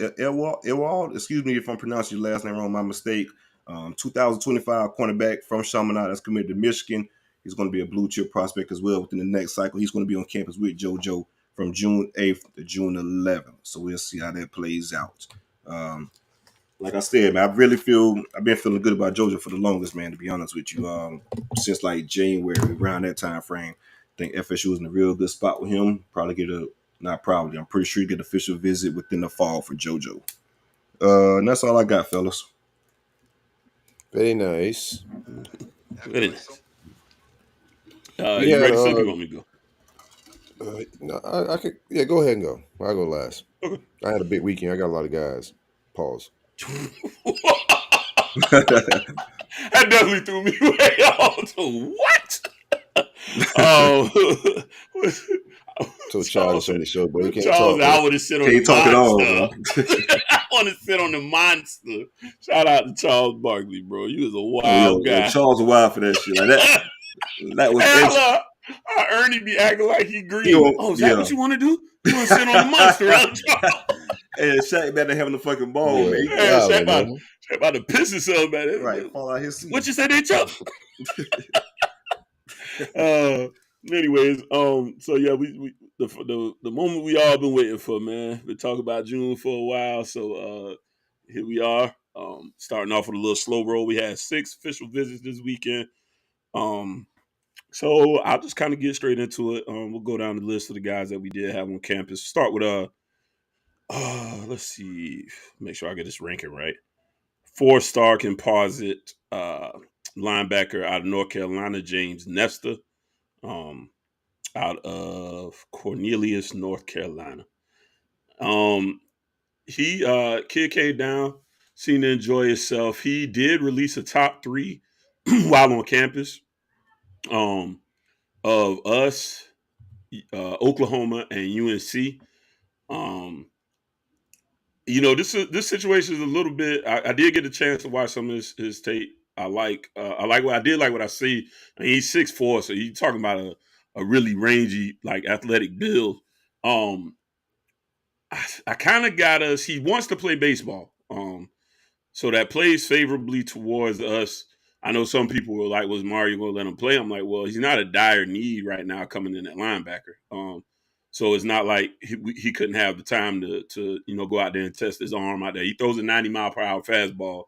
So, this kid that's got a live arm and could possibly get out there and play for baseball team as well. I would give Oklahoma probably the slight edge right now. Him and Venerable's relationship goes back older because, obviously being at Clemson, he's going to recruit North Carolina pretty heavily as well. They're neighbors. So, but he does have a desire to do both at the next level. I'm not sure how Oklahoma is at baseball right now. I know they've been decent in some recent years. And then you always got to worry about home team. I wouldn't count us out right now. He still has the Oklahoma official visit on deck. I think it's next week. If not, it is in June. So it'll be soon. And I think he'll be making a decision soon. I think we'll be taking a relatively small linebacker class this year. We took a pretty big one last year. And we already have 1 linebacker committed. I could see this class probably rounding out at around 3, maybe 4 if there's just somebody you just feel like you can't pass up at linebacker that you get a great opportunity with. But I do think he definitely enjoyed himself. And I definitely think he's a take right now for the staff. There's a guy that they're high on. So if you ask me today, I'm going to go ahead and say I feel like the relationship, we got in late with him. So I'm going to give the relationship edge. And I would probably say Oklahoma. So we'll see how that ends up playing out ultimately. Wyatt Gilmore, he is a 247 composite 3-star. He is the number 2 player in Minnesota, number 36 edge, and number 5'11" nationally. 247 actually has him in a 4-star. I got to watch some of his tape. I like this kid. He's a 6'4", 240 edge. He's a guy that I brought up a long time ago. I kind of forgot about him. Hadn't heard a ton about him. but apparently they must have kept the relationship going there. Every other school he's got, because he's released his top 5, is out pretty much Midwest. His home state, Minnesota, Oklahoma's in there as well. Oregon, Kansas State. I think that's it. It may be 4. I can't remember if it was 5. Kid, I definitely think they like. I think would be a good take. Don't see him in this class either. I just think it'd be kind of it's going to be a bit of a stretch considering the other top groups to get all the way down to Miami from out of that Midwest like that. So, but he did come down, had a great time. The coaches did let him know he was a priority. Definitely made it feel like to me if he was ready to pull the trigger, they're fully ready to take him in this class. But we're at early visits too, so these kids do have unlimiteds now.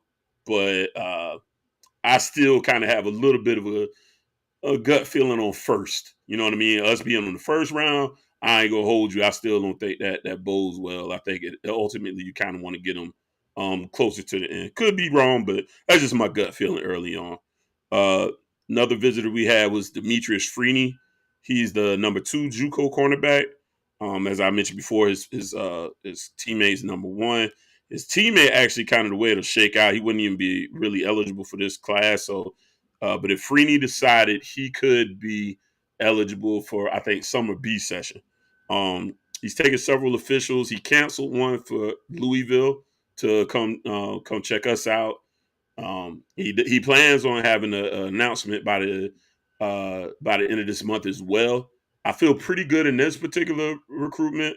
I think he went to Houston. He went to oh man, I'm blanking right now. Hey, I ain't gonna hold this up. But ultimately, I think it went well. The staff definitely made him feel like a priority again. They're doing a real big overhaul of that cornerback room to just really from top to bottom sweep it. Which kind of brings up the fact that I'll just real quick before I forget to mention Terry Roberts, who transferred in from Iowa, has transferred out back into the portal. He was with us 5 months. Decided that he was reading the writing on the wall, and he just vacation, huh? Yeah, I mean, I guess you want to call it that, yeah. Little staycation. Little something. I ain't mad at him. Mad at him. He gone now. Some NIL bread, spend Ruiz little bread down on South Beach, boost the economy. Ruiz ain't got no money. And then get out of here. I'm out of here. And what are we in class? So we'll see. I feel good about Freeney. I think I can. I think I would put him in this class as of today. Let's see. So that's 1, 2, 3. 3 more. Jeray Tank Hawkins. IMG Academy kid, made some good headway with him. Obviously, I know you all are familiar with him. He's Florida's in this battle as well. Looks like now it's down to us, Florida and Penn State. What we talking about? Tank Hawkins, Jeray Hawkins. Jeray Hawkins, okay. The slot receiver, speedster guy, really fast kid, man. Explosive guy. He honestly, for us, is like the only slot target we have right now in this particular class because they felt like last cycle they got a few there, and they're really trying to concentrate more on getting better on the outside. Some headway was made in the sense that I think we got better in the fight of this. We got the IMG ties. So that's kind of one of our plays that helps. We had a lot of kids from IMG last year.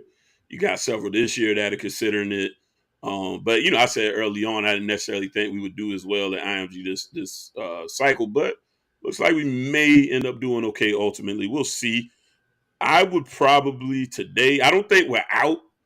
I honestly think it's a pretty tight battle all around. But if you made me pick today, I would probably, and I'm just going based off of, honestly, just home field advantage, getting Penn State just so he'd be a little closer to home from West Virginia and Pennsylvania, their neighbors. So That's just my gut right now. Nothing went wrong. I think he loved to experience it. They definitely let him know he's a priority guy. He's a guy that, again, we don't even have another slot that I'm aware of on the board right now. So they're kind of all in on him in this particular position. So I definitely don't think it's over. But today I go Penn State. That's just me kind of throwing a dart in the dark. I don't know that's where he's leaning. He kind of plays things pretty close to the vest as of right now. And let's see, I got two more officials. Draylon Miller. Real quick, but my bad. I missed one thing. Go ahead. And this, I guess, this ties into Miami as well. I think he's on campus this weekend. But Cameron Franklin, the 5-star defensive end, recently announced his top 5, and that top 5 consists of Auburn, FSU, Ole Miss, Tennessee, and Miami. No, I wasn't gonna leave you out, baby.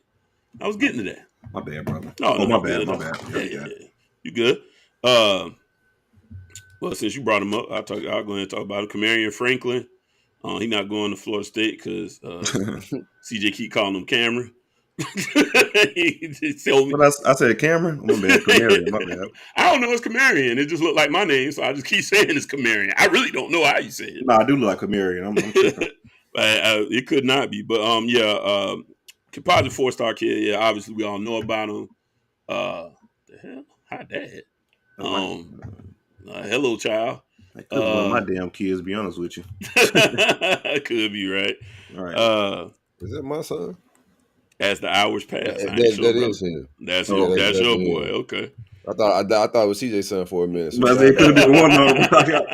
I wouldn't put it past him. To be honest with you. Yeah, he came down, man. I think we did a great job with this guy. After it's all said and done, I got Tennessee 1 in that one. I think we made up some ground to move to 2. Tennessee's going to be hard to beat out right now. He doesn't have a date yet, so he kind of makes me feel right now this may be a bit of on-field production type deal because, Tennessee's trending a little bit, but let's be honest, that last year was kind of the first year that it went pretty good wire to wire. We've seen Tennessee kind of surge in spots, and then it goes down real bad, or they start really, really bad, and then they surge. Man, Tennessee won Orange Bowl, bro. Them boys had a solid. That's what I'm saying. Yeah, this year was probably one of their best, complete seasons in a while. He may want to see it again a little bit, and he may want to see, some improvement with us.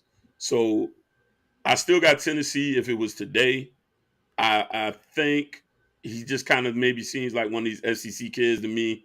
Ultimately, he'll probably end up playing in the SEC. He did. I don't know if you caught wind of this, though. See, he didn't announce LSU in his top 5, but he scheduled an official visit to LSU. Yeah, I saw that too. Yeah. He said he grew up cheering for him, but they aren't in there right now. But he's going to give him a chance.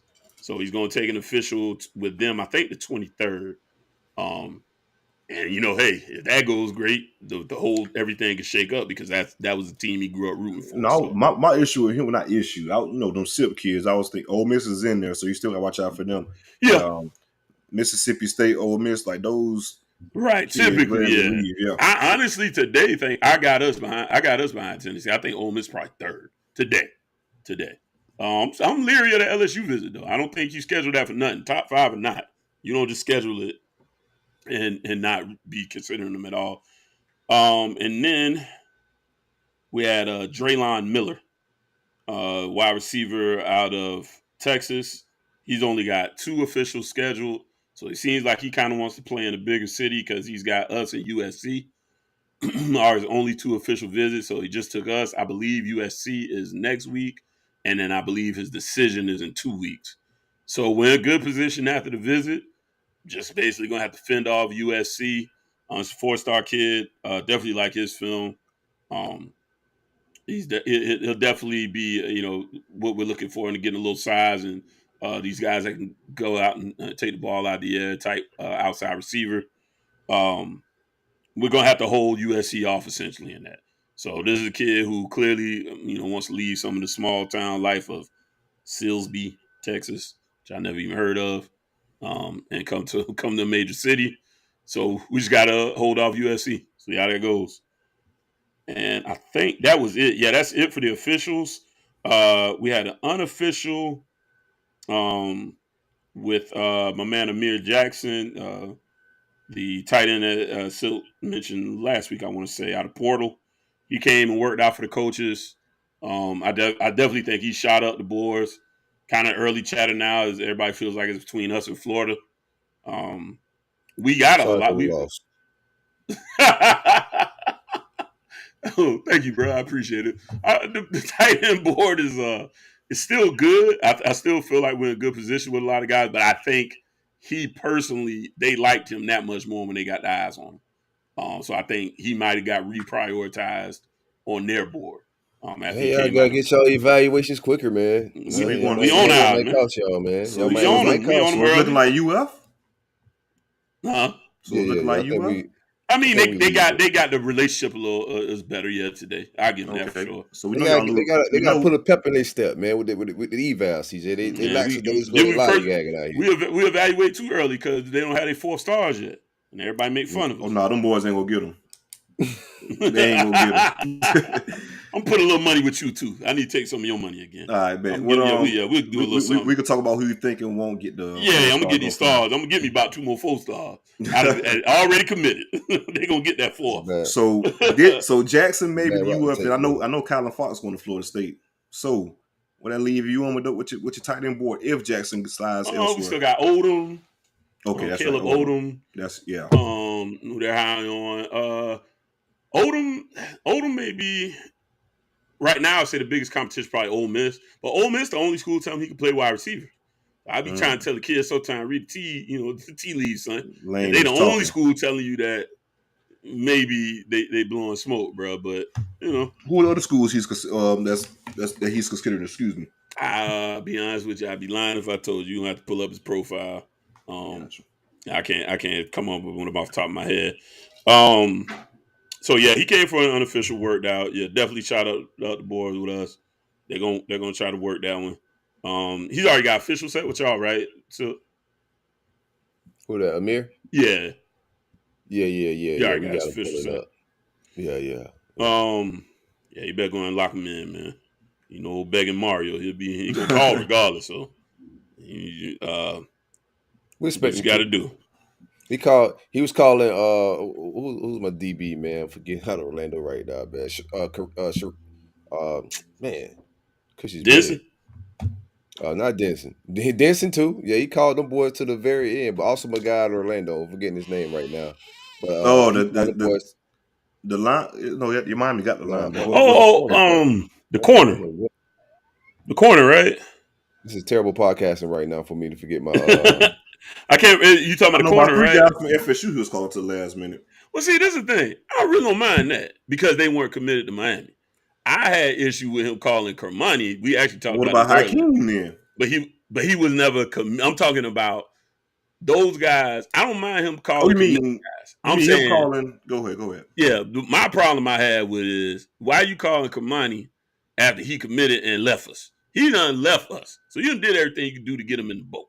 That's why I got it. It's the same thing, though, bro. It's the same thing. But you got him in. I had the fish in the boat. He jumped out. But it ain't official till you sign, though, brother. So it's the same. Yeah, but I'm gonna move on. Me personally, I dealt with women like that in my life, so I know how it go.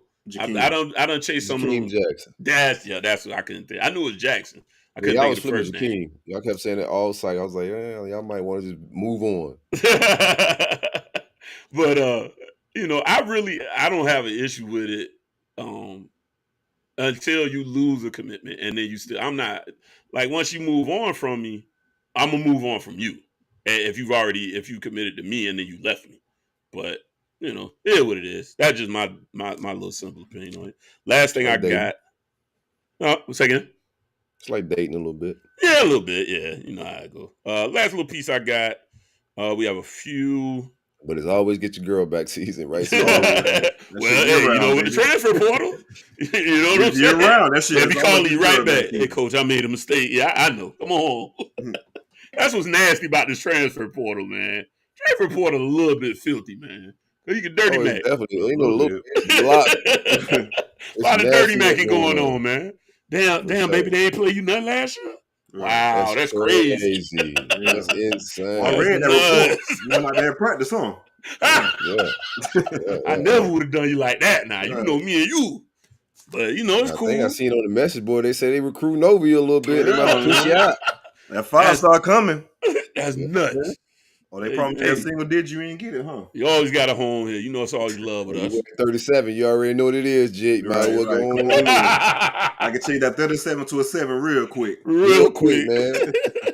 In fact, the pockets a little bit for you, baby. Yeah. Right. Nasty work. But the game is the game, baby. Couple of things and I'm done. A couple announced visits that I didn't have previously listed. Dylan Williams, linebacker out of California, out of Polytech. He's added to that June 23rd, which I believe will be our biggest weekend. My bad. I'm reading the comments a little bit. D-Rod said Odom got a CB from Fawn pretty recently. To Ole Miss? Bama. Sorry, Bama. Bama. Okay. All right, cool. Yeah, they got us the other day. God damn. It's y'all big months. So they got y'all too, though. Like, I need y'all. I thought Ionata, if he didn't come to us, I thought he was going to get. We do okay with some of the battles. We actually all right against Bama, but Ionata, the center. Oh yeah. I thought for sure if it wasn't us, it was y'all. And then that boy got that offer that night. And I know they wanted him. Yeah, it's just committed 3 hours later. Coach, I don't need to play. Can I come on in? I was like, dang. As you a 3-star, like I mean, your offers is already look good, but if Bama calling you, bro, and you're a 3-star, and they telling you because they gonna. That's like Urban Meyer used to do in those positions. You got to commit right now, man. We ain't finna be holding no spot for you, bro. You know what I'm saying? So this is the offer we got for you right now. He jump on it, and it threw our board off a little bit, but I think we find that center. I do need to know. I gotta look and see where we kind of pivot there, as far as center goes, because I didn't think he necessarily was a wrap. I really did think it was going to be a Miami-Florida battle at the end for that guy. But I thought y'all had the 3-star market corner, so I figured. Right. Yeah. Thinking y'all was going to win that one. Best 3 stars in the land. If Bama want him doing something right, or he just mad at us. One of the two. We got what's my man first name? Cameron Pruitt. He's listed as a safety, but we're recruiting him as a linebacker. He's 6'3", 190-pound kid. But like I said, we're recruiting him at linebacker. He's locked in to visit for next weekend on the 9th. And everybody's favorite recruit, Jeremiah Smith, is coming on a weird ass date, June 21st. I ain't coming on 23rd with everybody else. But Jeremiah gonna do what he gonna do. Jeremiah gonna probably be the first recruit that takes 12 official visits. I'm just putting it out there. But yeah, he did sign up for an official visit with us. So that's all I got right now, man. Sorry to hear y'all that. Y'all ain't had no Maybach curtains and shit out there, nothing like that. No, they had the fleet of Cadillacs though. They had the fleet of Lacs out there. Everybody, I guess, get your own Escalade. I think you ride like it's a far ride to the stadium. You better make it comfortable. You gonna get a car when you get here. See, Bama used to be the only one did that. Now everybody get a car. Yeah. And Nick still crying. See Nick crying again. Hey, Nick, stop. Losing recipes, man. Nick, you started this NIL shit. Now you mad because everybody else could do it too. That's fucked up, Nick. Time for hey, hit that like button, subscribe, like. We appreciate everybody hanging out with us on the live show. Let me get my Gator talk off, and I gotta get up out of here. Eventful weekend. Like I said, the Maybach curtain got pulled back. DJ PJ weekends, what we was already calling it. That boy flew in with 16 other recruits. We had the slingshot out there. They was flicking up in the slingshot, but it is what it is, man. We'll see if the slingshot brings more luck than the Ferrari and Lamborghini did with last year with Hugh. Jordan Ross is the guy that came on an official visit that I've been feeling good about. He's from Bama, Birmingham, Alabama. I think Bama leads in that recruitment. Georgia's playing a role in that recruitment as well. But he rated the visit a 10 out of 10. And this is his second visit to Gainesville. His host was Kelby Collins. They both are from Bama. I like the relationship that they have right there. We're going to see how this all plays out, but I think this one that goes down to the wire. I do not have us leading right now. He says a perfect 10, but we'll see how it all plays out. Kendall Jackson is another defensive lineman that came on the visit, local guy. He liked that they made it feel like he wasn't at home, being a Buchholz guy from that area. He felt like he was in Carolina or somewhere. They still gave him the full-fledged visit, enjoyed himself. He said he's going to still make his decision in August. He has Miami lined up and also Kentucky, I believe, for official visits, and Arkansas as well. We'll see how it all plays out. Cam Jackson played host for him on his visit. Chris Jones, a guy I had on commit watch. Here's another thing. Somebody asked in the comments earlier too. Yeah, we've been saying I don't think kids commit like that, man. A lot of these kids gonna take their visits. They have dates set, man. Like these days, business decisions, these business meetings that these kids going to. So I think they're gonna go hear out every single thing. I don't know how much first, last, second, third visits matter these days, but I think everybody's gonna get a full listen. Some kids are gonna pop on the spot like the kid with Bama, sight unseen because that's Bama, but being realistic where our program's at, like these kids are gonna go through the whole process and they're gonna be thorough. And I also like that for the culture, like not making emotional decisions, but even though you're feeling good, the business is a 10 out of 10, you go home with your family, break down some business and see what's what. That's the way it should be. But what we're gonna net after this weekend, we had 17 there. I think we get 4 kids off of this weekend before football kickoff. Chris Jones was the guy who I got on commit watch. He had a great weekend. Him and Adarius Hayes were tied together the entire visit. 2 linebackers. Jay Bateman is doing a great job with recruiting linebackers. We have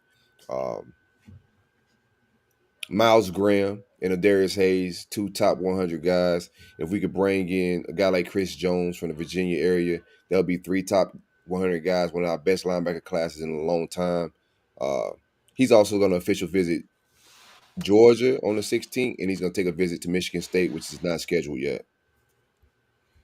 Ethan Callaway, a position he plays offensive tackle, a position that I'm watching very closely with recruiting. I want to see, we got 2 guys at the spot, so I want to see if we take it up a notch. I think our recruiting picked up from Dan Mullen's offensive line recruiting, but for what we're pulling in every other room right now, I think offensive linemen may be not that we're pulling in bad guys, but if I'm bringing in DJ Lagways and top-tier quarterbacks, give me some top-tier offensive tackles. Ethan White is a guy that – I'm sorry, not Ethan White. Ethan Callaway is a guy that's very high on their board.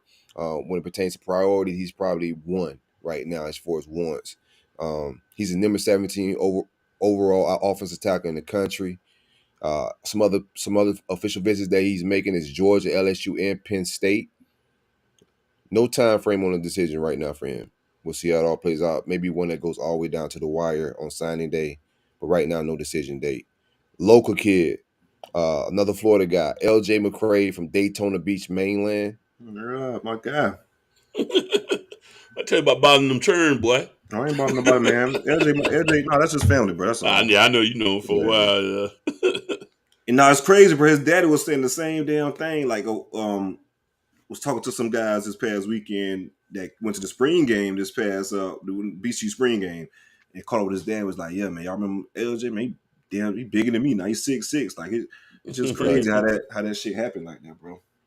That shit time fly by like that, bro. Like, a lot of little babies from people that I mean, shit. My daughter, my daughter is that age, so you know what I'm saying. Like sometimes, like I forget that my kid's that damn age. When I was like, damn, boy, you got a son in college, like, bro, you right around the corner, dog. I know you're talking crazy.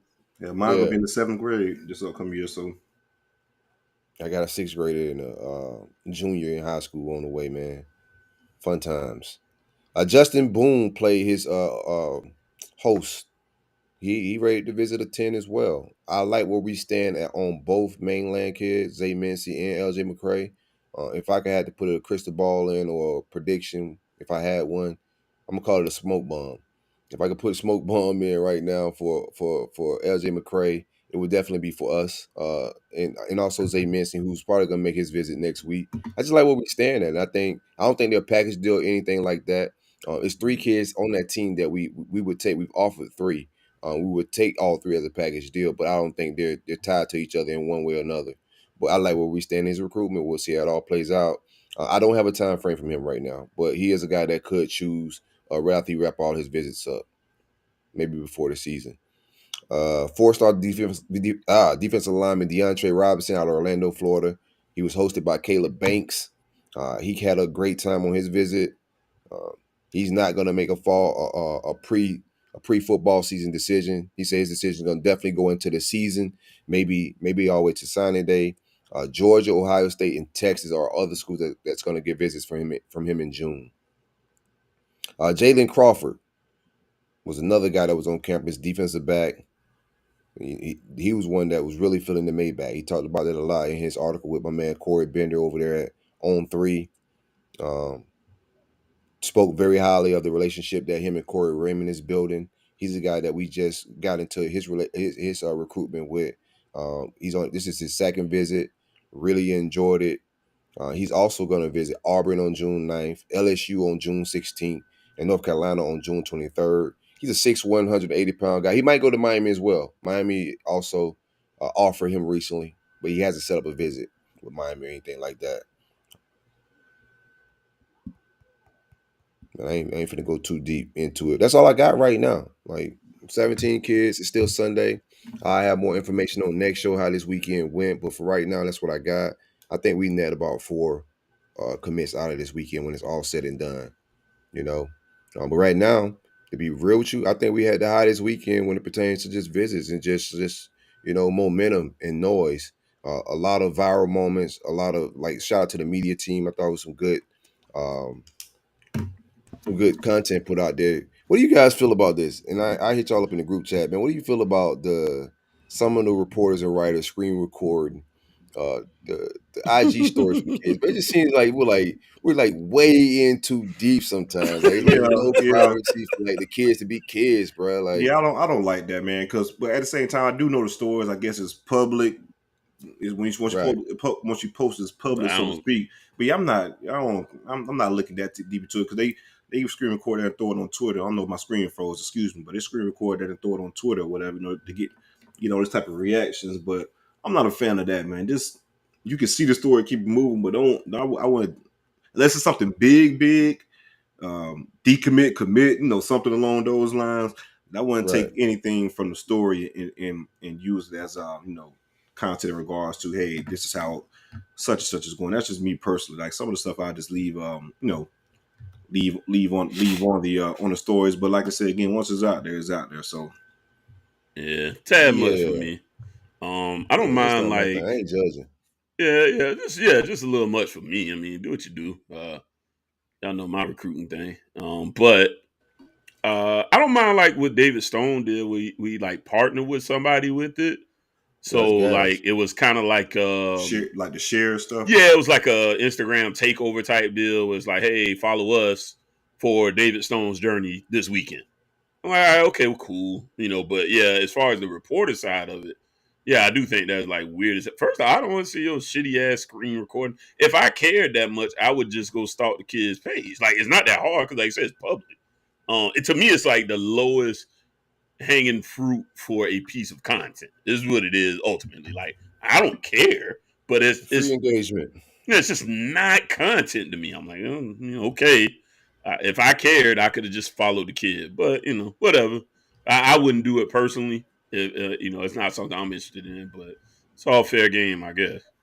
But see, the fans do the same thing too, man. They take everything. Yeah, and I ain't one of these clown ass. Yeah, then they make their own narratives with stuff too. So, say for instance, a kid commit to FSU, right. He posts a damn story, say, I got to reconsider. I got a lot of stuff to think about. Anything like that. Anything. That boy be talking about life. Oh, he right. Some real shit. Oh, he about to decommit. What, that type of stuff. Man, might have a baby on the way, man. He might have a sick parent. You don't know what's going on. Everything linked back to football, which is why I don't care to follow children. Anyways, I'm 42. What I like following 17-year-old? I don't know what he talking about. We're not in the same space. I need to be enjoying college football from an appropriate space in my mind. And where I'm at, it don't include following on social medias. That's just not where I'm going to be at with it. But, to each their own.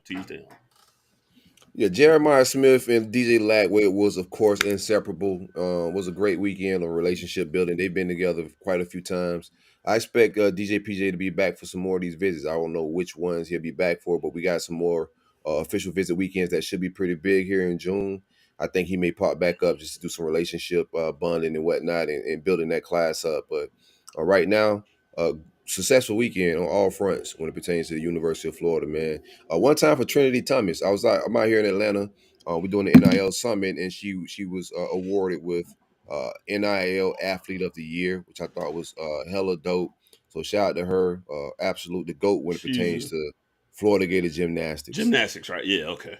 Yeah, the absolute yeah, I had to look her GOAT, up. I man. saw her on your story, and I was like, "Yo, who's this young lady?" Yeah, shout out to her.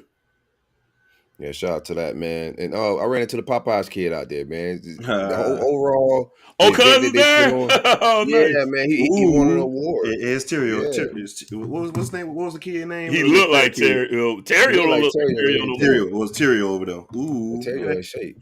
Shit, Terrio in good shape. I just posted that. I just retweeted him. That's good, man. Because that kid, he was way too young to be that damn fat.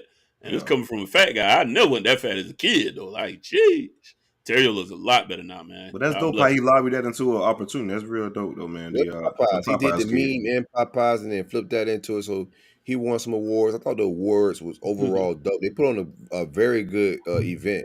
We all got to go as a crew next. I know we got this last minute, but red carpet, great food, great entertainment. Flaj, she performed. You know what I'm saying? She did a whole show. Shout out. 912. She won a couple awards as well. Ended up hanging out with her after at a different event with some business people that I know, associates and whatnot. But overall, great weekend in the Rollup, and we having a lot of love, a lot of support. I was overwhelmed with the love, man, and just from business and people that want to do stuff with us. So we're gonna be mobbing in the A a little bit, man. I had a great weekend. Gonna finish this thing up tonight. Y'all boys got any shout outs, anything? Yeah, because we got to get shout out Mike Vick. Can't wait to get you on, brother. Legendary. Everybody here's a fan of you. And even, I had to play against you. And shout out Fly J, man. I was beaming when I saw that on your story. I just reposted it while we was doing the show, man. And I was like, man, look at my home team, man. My guy and my city, man. That she's the princess of the city, man. Yeah. She had a mom's with her who was her agent and business manager, whatever. Great people, great story, man. Great energy. This weekend was definitely blessings, bro. Yeah, what man. You guys see? Awesome. It's just these are the little moments, man. That like it feels big. It feels really big, and it feels important and special. So shout out to you for getting out there and making these connections. For you and the home team, man. Felt good, bro. Man, shout out to the Trap Music Museum. Shout out to the Trap Music Museum. Definitely. Y'all go RSVP. Y'all pull up, man. If you got homeboys in Georgia, tell them to come pull up. We got some absolute legends. We're going to make some more announcements tomorrow on Twitter and throughout the week. We'll keep making announcements with, reporters, more ball players, social media influencers. If you are a social media influencer, if you do media, you do content, reach out to us. This is a collaboration. This is networking. Just like something I went to the summit today. Similar vibes. Come out, hang out with us. We're going to be doing fire content. You're going to see the visuals that we put out this week. Y'all have already seen our visuals. Everything's top A1. Go hit the link. We'll put the link in all our bios. But it's Trap Music Museum. It's the Rollup Network. Hang out with us in the A, man. My man Benji Brown going to be in town. We all going to do some things, man. It's going to be a vibe. That's it for me. Take us out of here, Silk. All right, bro. I got you. I want this the last damn producer of the show.